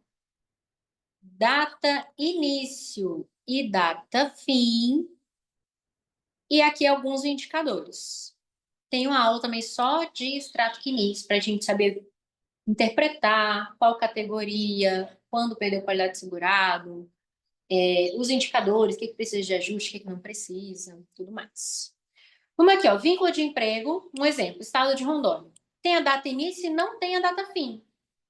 Aqui é o momento em que eu vou mostrar aquela propriedade para o cliente. Falei, ó, seu extrato quinis precisam de vários ajustes. Se você só apertar o botão e se aposentar, ele não vai considerar todo o período, ele vai considerar até a data da última remuneração. Pode ser que você esteja perdendo algum tempo aqui. Ou, o simulador do INSS, a aposentadoria, ele não considera vínculos que estejam com alguns indicadores de pendência. Alguns a gente vai precisar comprovar e confirmar o vínculo, para só depois o INSS considerar. Extemporaneidade, por exemplo, é um exemplo. O indicador de regime próprio, que é quando a pessoa é servidora pública, também é outro exemplo. E isso a gente já abre com o cliente e já vai mostrando propriedade para ele, o que, que a gente pode fazer. Outra coisa que eu faço, aqui não tem, mas se tiver um vínculo com uma diferença muito grande, um terminou em 2003 e aí ele voltou a trabalhar lá em 2013. Eu falei, olha, de 2003 a 2013 tem 10 anos, dificilmente alguém começa a trabalhar e para. Aí eu converso com o cliente, falei, olha, estava fazendo o quê entre 2003 e 2013? Tá, abriu empresa, foi trabalhar de autônomo, foi trabalhador rural, estava no serviço público, porque nem todo serviço público aparece no extrato CNIS. Às vezes eles não informam mesmo e a gente tem que ir conversando com o cliente para saber. Então, o extrato CNIS, ele ajuda nessa conversa com o cliente. Pode ser no primeiro atendimento, se já tiver a senha, se não, fica uma avaliação posterior. Aqui, por exemplo, eu tenho que corrigir a data fim, baseado nos documentos. Se era regime próprio, esse RPPS é vinculado a regime próprio de previdência, a pessoa era servidora pública. Às vezes era estatutário, às vezes não. Pode ter sido informado errado. Aí eu vou perguntar: ah, era servidor público, era estatutário, fez concurso, era só comissionado? Porque se ele for só comissionado, por exemplo, aí eu vou pedir a declaração de tempo de serviço, vou informar para o INSS, falar, ó, não é estatutário, é comissionado. Ele troca as informações que tá aqui, ele atualiza, ele corrige. Então, eu faço todo o acesso de CNIS, incluo algum vínculo, se de repente não estava aqui, mas está na carteira de trabalho, aí a gente vem aqui e inclui. E todos os ajustes, inclusão, exclusão, correção de data, inclusão da data fim, confirmação de vínculo quando está aqui com algum indicador de pendência extemporâneo, todos esses ajustes eu vou olhar o que eu preciso fazer antes, vou pedir a documentação ou providenciar a documentação junto com o cliente, e aí a gente vai ter a formalização do nosso processo administrativo assim impecável. Deixa eu só ver mais uma pergunta aqui. Fazer o pedido de aposentadoria, juntando documentos que comprovem o vínculo e a data fim, são considerados pelo INSS? Sim, é justamente esse o principal passo, assim, de estar acompanhado com um advogado, é a gente conseguir já no requerimento antecipar o máximo de documentos que a gente sabe que o técnico do Seguro Social vai pedir. E aí, minha prova de autoridade tá aqui, ó. Trabalhei 10 anos no INSS. É o que eu brinco uso muito, né, nas redes sociais, no curso. Por que vocês podem confiar em mim? 10 anos no INSS, de 2013 a 2023. Aí eu pedi exoneração para divulgar, para poder ministrar cursos com mais tranquilidade. Chorei quando saiu minha exoneração, porque é claro que eu saí sem saber se eu deveria sair ou não. Estabilidade, né? E depois disso, vida que seguiu. Tentei me aposentar algumas vezes, vou tentar hoje de novo, mas isso aqui já são simulações que eu faço já nos cursos. Depois que eu olhei o extrato CNIS do meu cliente, aí a gente vai lá para o meu INSS agora, fazer um requerimento. E vou observar junto com vocês. Aliás, vamos passar primeiro lá no simulador? Eu não faço o planejamento junto com o cliente, porque ele requer mais detalhe, mais atenção. Mas, se eu quiser gerenciar a expectativa dele, eu posso abrir o simulador, mas eu deixo a observação. Ó, a gente vai ver aqui uma prévia, e isso pode estar ou muito errado ou pouco errado, depende do tanto de documento que a gente ainda vai ajustar e tal. Mas, assim, já é uma prévia, uma antecipação, o cliente ele quer saber. Se eu abrir aqui, ó, eu levaria um susto, por exemplo. Eu falei, meu Deus, eu trabalho a minha vida inteira e aqui não tem nada. Por quê? É nessa hora que a gente fala que o simulador não é confiável, porque muitas formações ainda precisam ser confirmadas. Por que que o meu aqui está dando 1 ano e 8 meses de tempo de contribuição? Ai, gente. Porque boa parte dos meus períodos que estão informados, na verdade foi a única coisa que eu fiz a vida inteira, é de regime próprio. Eu era servidora pública. E aí, o INSS, ele não conta tempo de contribuição e remunerações de regime próprio, porque eu estava fazendo para outro regime. Para eu querer que o INSS compute esse tempo, eu tenho que pegar a certidão de tempo de contribuição do regime próprio, mandar para o INSS faz a averbação e aí ele passa a considerar. Aí o meu tempo aqui aumentaria significativamente. Por isso que ele não é fiel.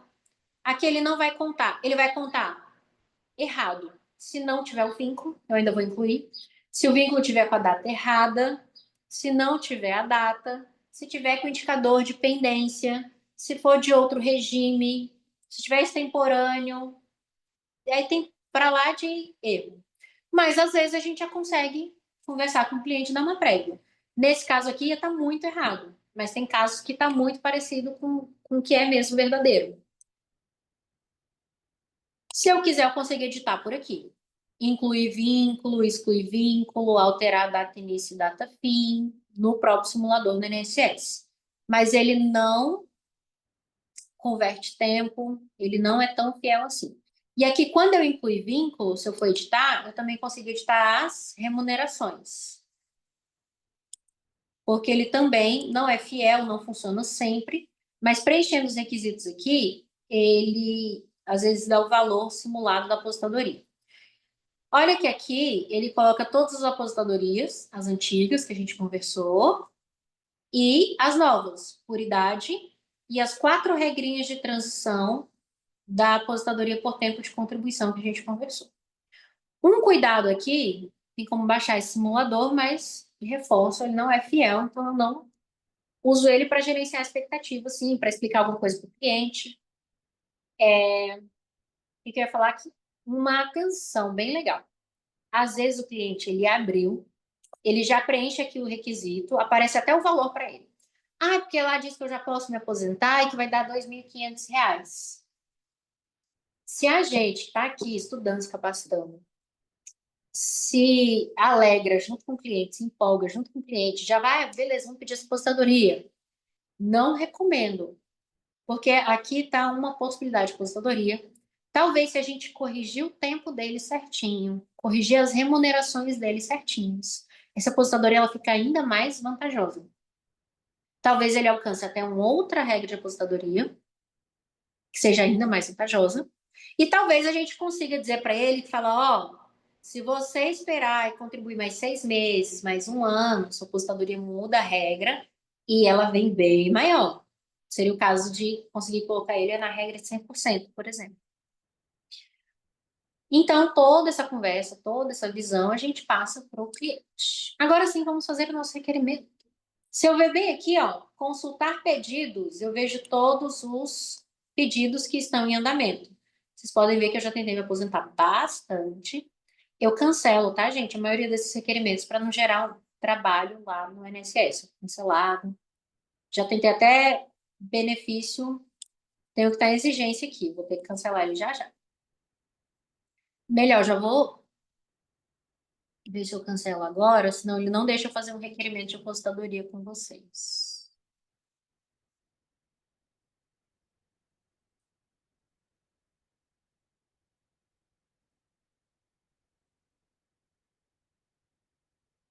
Cancelar.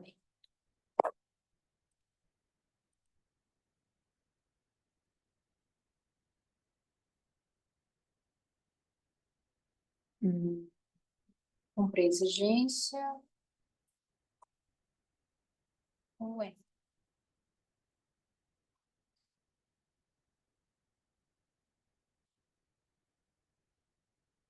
Cumprimento da exigência para viabilizar cancelamento do requerimento.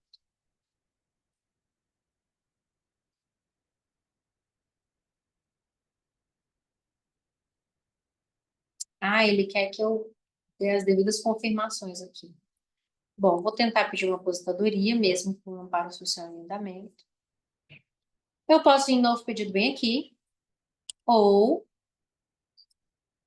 Tá quase encerrando, tá, pessoal? Caso vocês estejam cansados, dá uma organizada aí na coluna, se mexe um pouquinho, bebe uma água.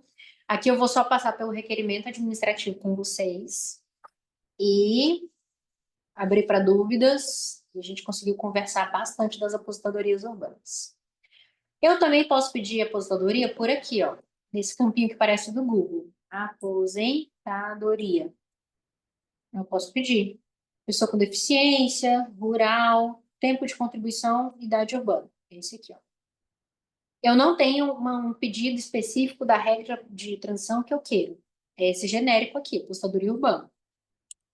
Ou eu venho bem aqui no botãozinho novo pedido.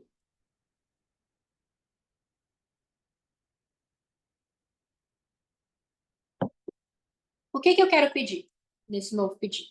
Aqui, ó, aposentadorias, ICTC e pecúlio. Abrir, tem as opções de aposentadoria. Aposentadoria por idade urbana, aposentadoria por tempo de contribuição. E aqui se enquadram as nossas regras de transição também. Atualizar. Essa primeira atualização aqui, ele atualiza o extrato CNIS. Então, eu não recomendo que aqui, se vocês estiverem fazendo requerimento de aposentadoria pelo meu INSS do cliente, esse primeiro atualiza o extrato CNIS. O segundo, que ele vai pedir tudo de novo, são as informações do requerimento. Então, aqui eu nunca recomendo que a gente coloque o telefone do advogado e o e-mail do advogado, porque senão vai ficar lá no extrato CNIS do cliente o e-mail e o telefone de vocês. Isso é ruim. Então, aqui atualizei os dados, endereço, telefone, e-mail, atualizar dados. Não houve alteração. Eu sei. Avançar. Nenhum dado foi atualizado, deseja continuar? Continuar. Aí ele vai falar, olha, tem certeza que você quer essa apostadoria? Os requisitos delas são. Aí ele traz os requisitos, fala que tem as regras de transição e tudo mais. Ele é bem educativo. Por quê? Porque ele foi feito para o cidadão. Entendi o que ele quis me dizer, vou avançar. Vou ampliar aqui um pouquinho a tela, que eu não sei o quão pequeno está para vocês. Ele falou que eu não consigo fazer o requerimento porque eu estou com um benefício assistencial em andamento. Será que ele deixa eu cancelar por aqui?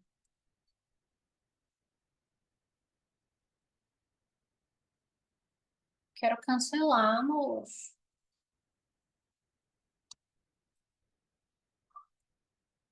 Ele não vai me deixar cancelar diretamente. Deixa eu abrir outro meu INSS. Só me dá só um minutinho que eu vou abrir outro aplicativo aqui.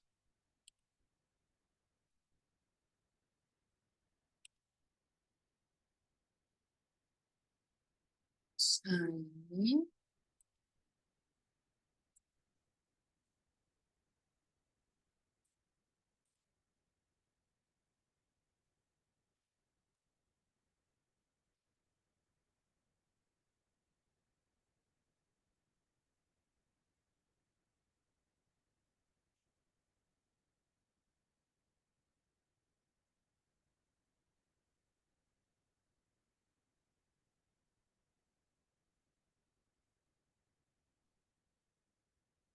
Gente.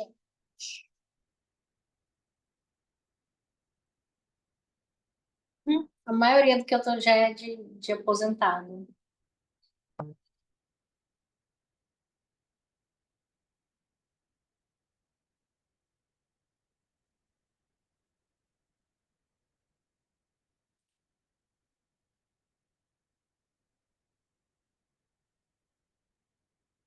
Tal da minha mãe.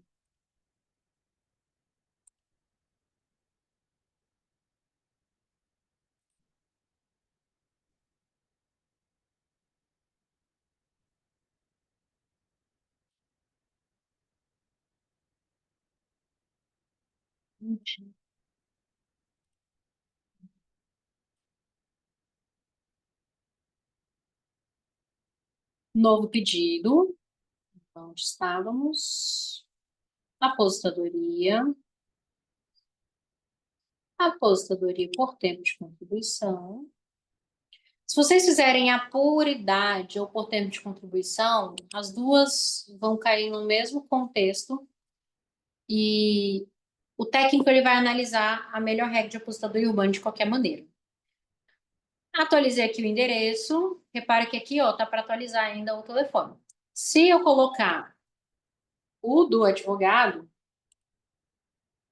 vai aparecer lá no extrato CNIS do advogado, do cliente e as informações do advogado.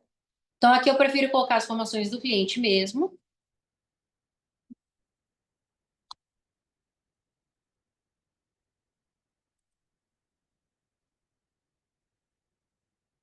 Atualizei os dados do cliente. Com todo o talentinho.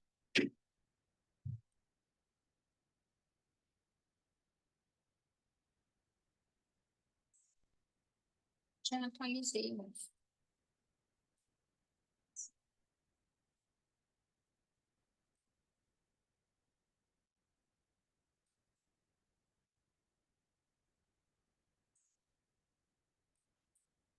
Travei na parte mais básica do requerimento. Imagine o resto. Rua, Caiúva, 5, Bahia, Porto Velho.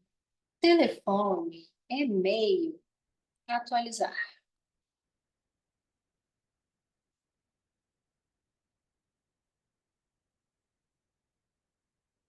Utilizo endereço secundário para informar exterior.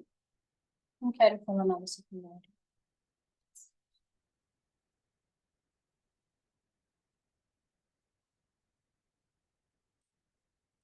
Só terminar de brigar com o aplicativo.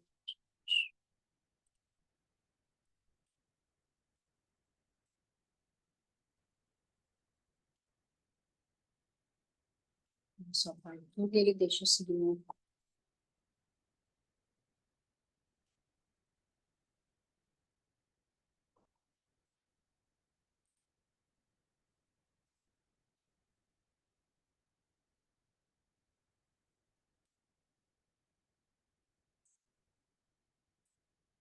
Agora ele foi. Estava faltando informações no endereço secundário, aí ele não deixou avançar.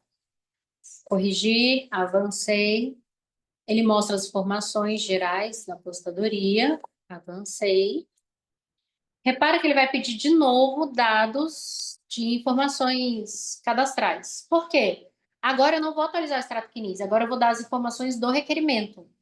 E quando eu coloco o telefone e o e-mail aqui, isso é extremamente importante. Por quê? É o telefone e e-mail que vão receber as notificações de conclusão, de abertura de exigência, de agendamento de perícia, de tudo que tiver nesse processo administrativo. A Lídia comentou aqui, ó, se é difícil para a gente, imagina para quem não precisa de advogado.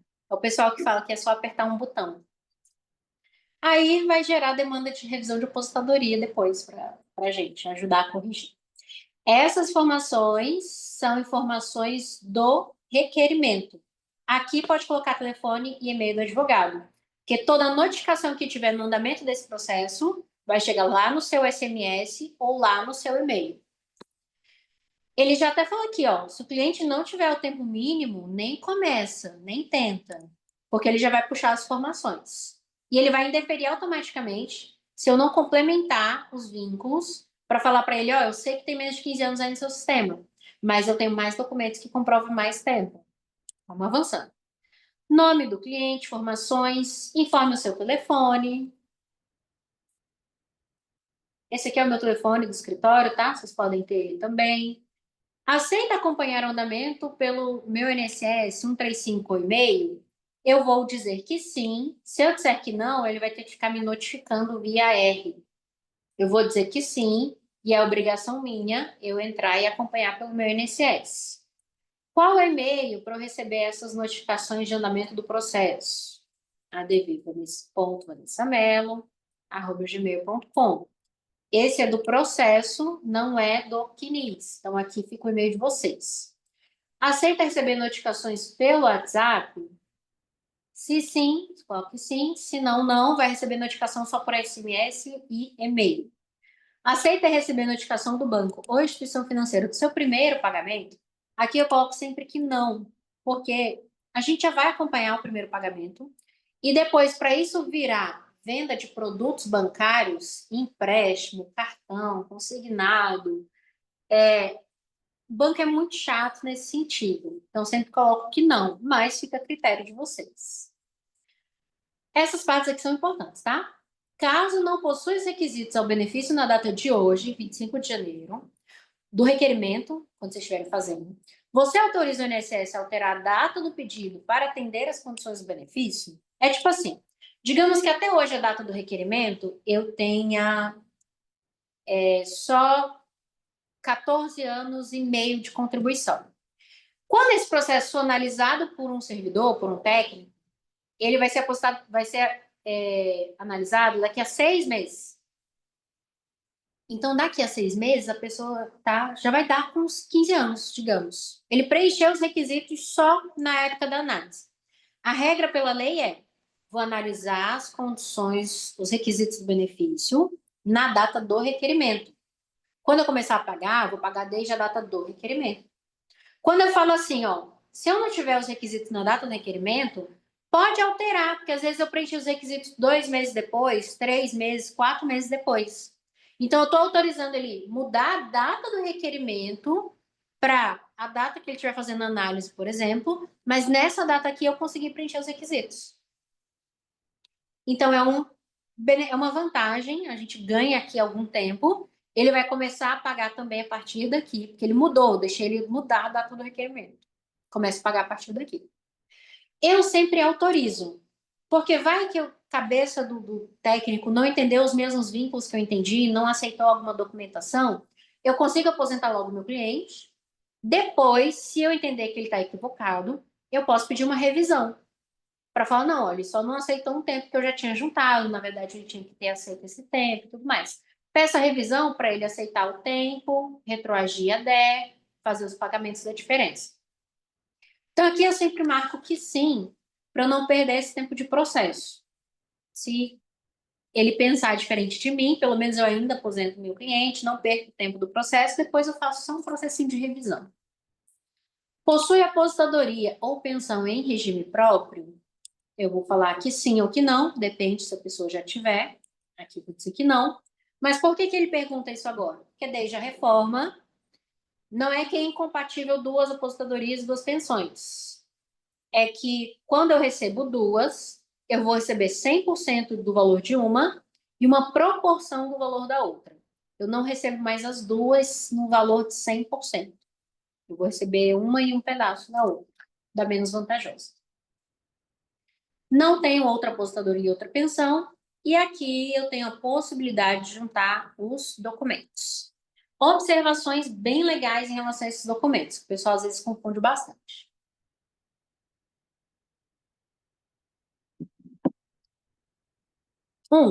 Preciso juntar todos os documentos que ele está me pedindo aqui? Resposta, não. Às vezes eu não tenho comprovante do exercício de atividade no serviço militar. Então, não tem que juntar todos os documentos que estão aqui. 2, precisa ser nessa ordem? Também não. Mas essa é a ordem lógica e cronológica que um servidor gosta de baixar, porque a gente vai baixar igual o PJE. Então, vem um PDF com todos os documentos na ordem que foram anexados. Se tiver numa ordem lógica, nossa, a gente adora analisar um processo que esteja bem arrumadinho. Vou ver que primeiro tem os documentos de identificação, vou atualizar os dados cadastrais lá do requerente. Vou ver depois os vínculos, vou atualizar o extrato CNIS. Vou ver depois outras observações, outras complexidades. Então, se tiver numa ordem lógica, maravilhoso. Não precisa ser nessa ordem, mas se conseguir obedecer essa ordem, o técnico vai gostar. Preciso anexar os documentos neste campo, neste momento, imediatamente, senão eu não vou conseguir anexar depois? Resposta também? Não. Inclusive, é um comportamento meu, tá? Não precisa ser a praxe de vocês, mas é meu. Primeiro eu faço requerimento. Eu não junto nada aqui. Depois eu anexo os documentos, só que eles organizados muito em ordem lógica e cronológica. Vou mostrar onde a gente anexa os documentos depois. Mas se for anexar aqui, termo da entidade conveniada, procuração, se for juntar os dados do procurador, ou se for fazer só no nome do cliente mesmo, aí não vai precisar. Documento de identificação do procurador, do interessado, todas as carteiras de trabalho. Outros documentos, se tiver, já junte aqui. E aí a gente avança. Posso juntar agora? Ó, vamos ver como é que aparece. Eu queria juntar agora. Aparece mais... aperto no mais, anexo os documentos aqui, aí ele vai abrir o campinho do meu computador para juntar os documentos que eu quiser. Aparece aqui, a gente salva e ele envia.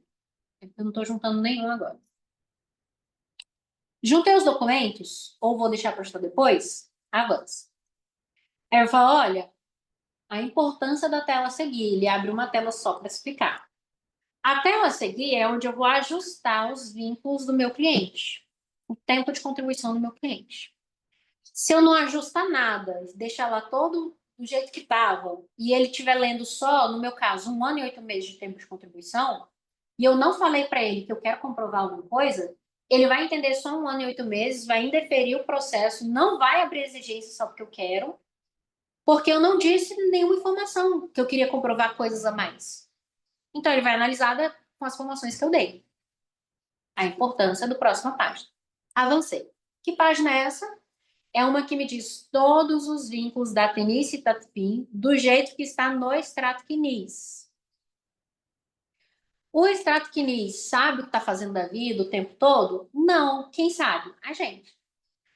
Então, eu vou vir aqui e explicar tudo o que eu quero comprovar. Se eu não disser aqui o que eu quero comprovar, o técnico não abre exigência para a gente juntar os documentos. Primeira informação importantíssima. Bem aqui, ó, tem um quadradinho, bem pequenininho, singelo. Ele falou, ó, se você quiser comprovar período de professor, marca aqui. Se você quiser comprovar período que você exerceu atividade especial, exposição a risco, e quiser converter tempo, marca aqui. Se eu não marcar, o técnico não vai me pedir os documentos, vai analisar do jeito que tá e eu vou perder essa oportunidade nesse processo. Então, ó, professor, atividade de risco, apertei o quadradinho. Não quero comprovar professor atividade de risco, aí não precisa. Mas saiba a importância que ele tem para vincular no resto do processo depois. Vi aqui, ó, nossa, o trato clínico não tem quase nenhuma informação do meu cliente. Eu vou ter que adicionar os vínculos que eu quero comprovar. Adicionei vínculo primeiro. É de 1 de janeiro de 1980 até 31 de dezembro de 1990. O que eu era aqui? Eu era empregado? Eu era empregado doméstico? Era contribuinte individual? Vou juntar um oh, gente, contrato social, prolabore. Eu era rural, vou comprovar atividade rural. Eu era servidor público e vou apresentar CPC. O que eu era? Eu era empregado mesmo. Vou confirmar. Não precisa informar as remunerações nesse caso, porque só vai interferir na apostadoria as remunerações de julho de 94 para frente. Confirmei. O técnico ele não vai considerar esse tempo automaticamente, mas ele sabe que ele vai precisar abrir uma exigência para pedir os documentos desse vínculo. Ele sabe que ele não vai indeferir de cara, porque eu falei que eu quero comprovar esse vínculo. Quero comprovar esse vínculo e quero corrigir a data fim desse outro aqui. Aqui diz que é 96, eu quero dizer que ele está errado, na verdade, é 1999. Editei uma data fim de um vínculo. Falei que eu quero comprovar. Quero comprovar as remunerações também. Nossa, a remuneração está tudo errado. Na verdade, meu cliente ganhava 5 mil reais. Aí eu vou aqui e altero mês a mês o que o meu cliente ganhava. E falo, ó, quero comprovar isso aqui. E aqui eu vou fazendo todos os ajustes que eu preciso. Mas é importantíssimo fazer esses ajustes agora, porque é baseado no que eu disse que quero comprovar, que o técnico vai analisar e pedir as documentações complementares, caso a gente já não junte desde o início. Avancei. Completei tudo? Avancei. Declaro que li todos os vínculos do CNIS apresentados durante o pedido e ajustei o que foi preciso. Estou ciente de que o INSS vai usar essas informações para analisar o benefício que eu pedi. Caso deseje anexar documentos neste requerimento, volte na tela anterior, que pode ser na tela anterior que a gente estava, ou também pode ser em outro momento que eu vou mostrar para vocês. Confirmei. Aí ele me dá aqui 51 anos de idade, nesse caso aqui, né? E deu os 15 anos, 10 meses, baseado no que eu informei que eu queria editar, comprovar.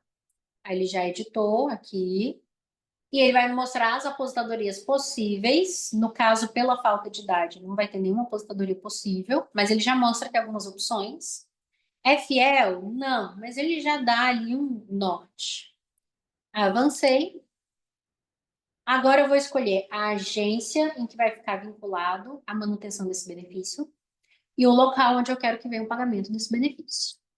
Aqui o meu CEP de onde eu estou, Porto Velho, eu coloco o CEP geral.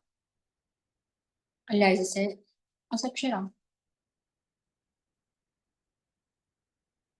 Clico na agência que eu quero. Em Rondônia, é uma agência por município, não tem muito segredo, mas se a gente estiver em São Paulo, no Rio, em outros estados maiores, ele mostra várias agências, eu posso escolher a que seja mais próximo do endereço do meu cliente.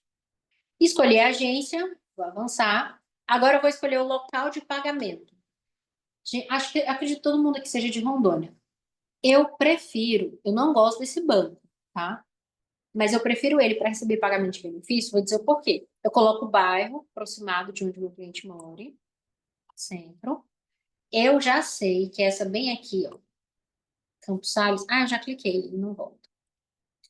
Bom, eu posso escolher por bairro e aí vai aparecer as opções de banco.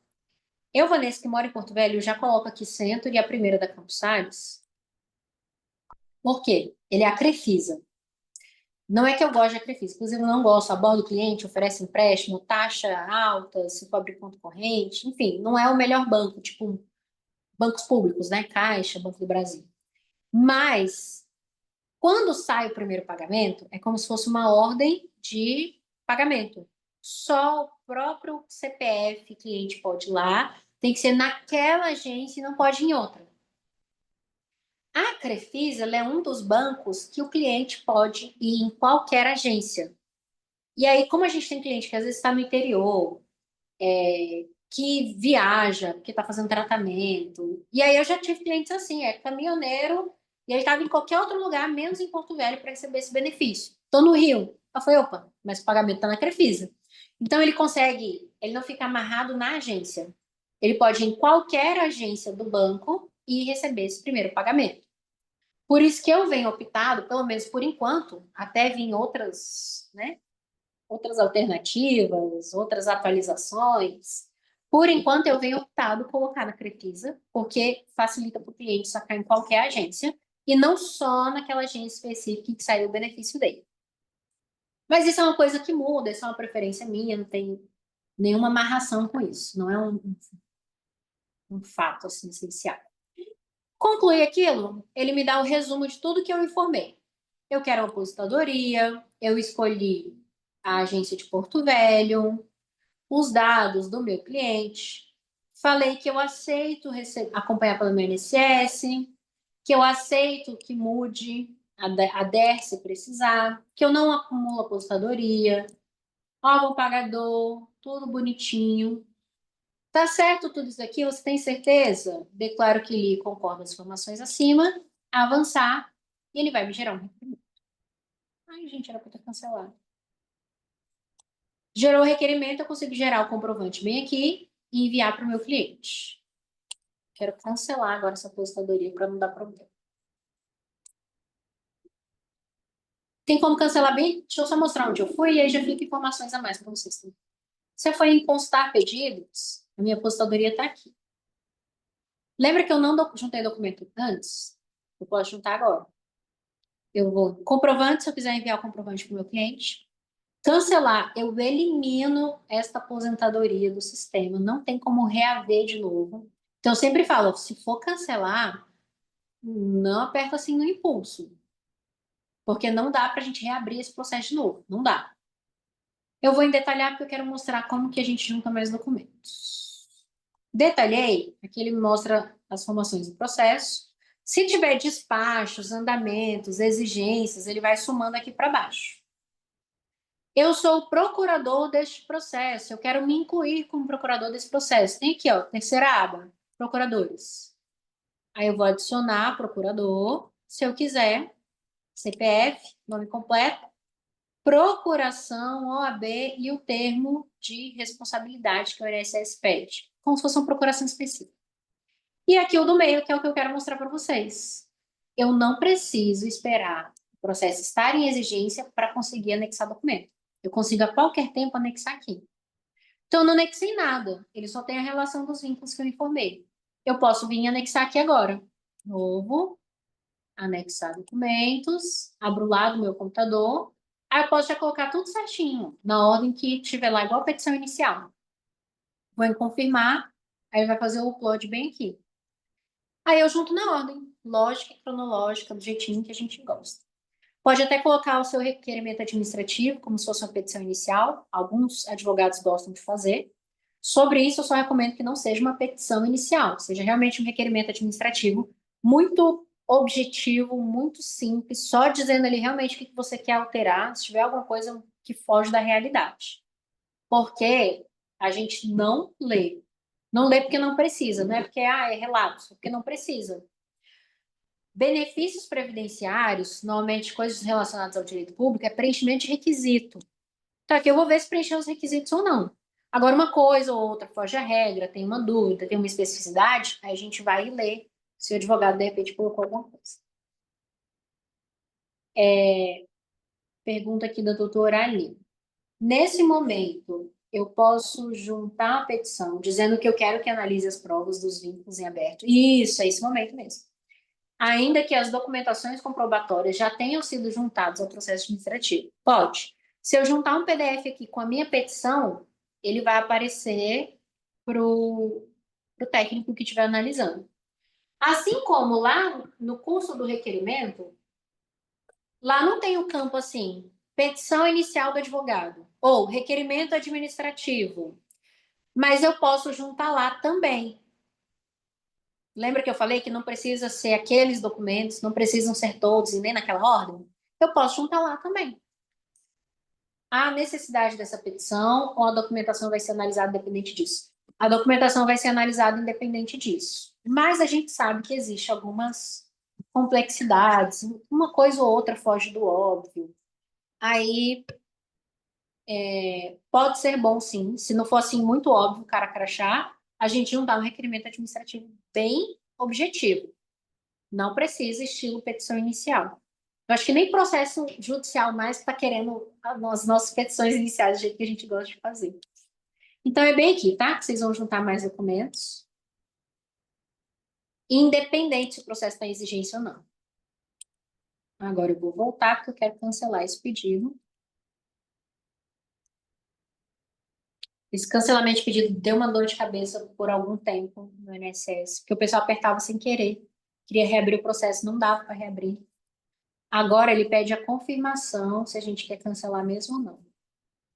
Deu uma travadinha aqui.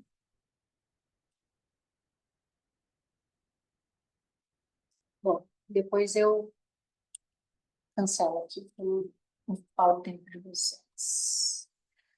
Dúvidas? Conversamos da parte teórica. Vocês têm um PDF aí bem explicativo e também tem os quadrinhos, os requisitos objetivos das regras de transição. Alguns documentos e dicas de como aumentar o tempo de contribuição do nosso cliente. A maneira como eu costumo lidar com o cliente. Já pego toda a documentação no primeiro atendimento. Já abro o meu INSS no primeiro atendimento, se eu tiver a senha. Mesmo só ele trazendo as informações, a gente já consegue ter um guia de falar, olha, provavelmente são 65 mesmo, ou não, a gente consegue organizar uma apostadoria diferente. Enfim, e aí o próprio requerimento administrativo, um passo a passo. De tudo que a gente conversou, agora eu quero saber de vocês, em que momento vocês estão, o que foi mais interessante, se tem alguma dúvida. Agora é a hora de vocês.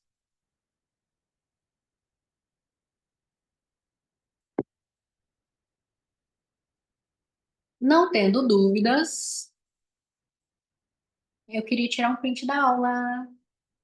Aí eu queria que vocês abrissem a câmera, se puder. Sem maquiagem mesmo. Deixa eu desmarcar aqui.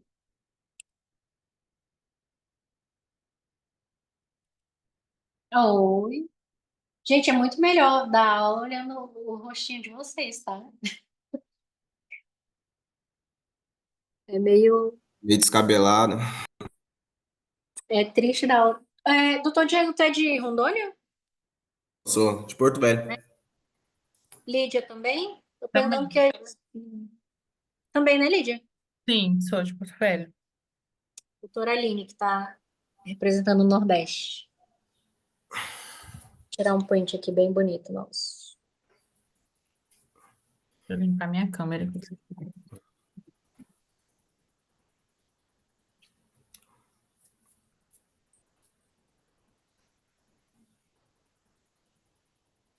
Feito. Feito é melhor que perfeito, já dizia. Então tá bom, pessoal. As Ele dúvidas vai para aparecem na nuvem. prática. Oi? As dúvidas vão aparecer na prática. Ah, e tendo, pode mandar mensagem, tá? Às vezes eu sou ruinzinha de WhatsApp, Pode ter mas, certeza, vou mandar no WhatsApp. mas pode mandar uma dúvida no WhatsApp, no Instagram, mantém a comunicação. Uhum. A aula ela vai para a nuvem, depois eu coloco ela no YouTube, num link privado, e eu envio para vocês a gravação, tá bom? Tá ok. No mais, Certo? estou à disposição e bom final de semana para vocês. Igualmente. Para Igualmente. todas. Tchau. Bom dia. Bom dia, doutoras. Bom dia.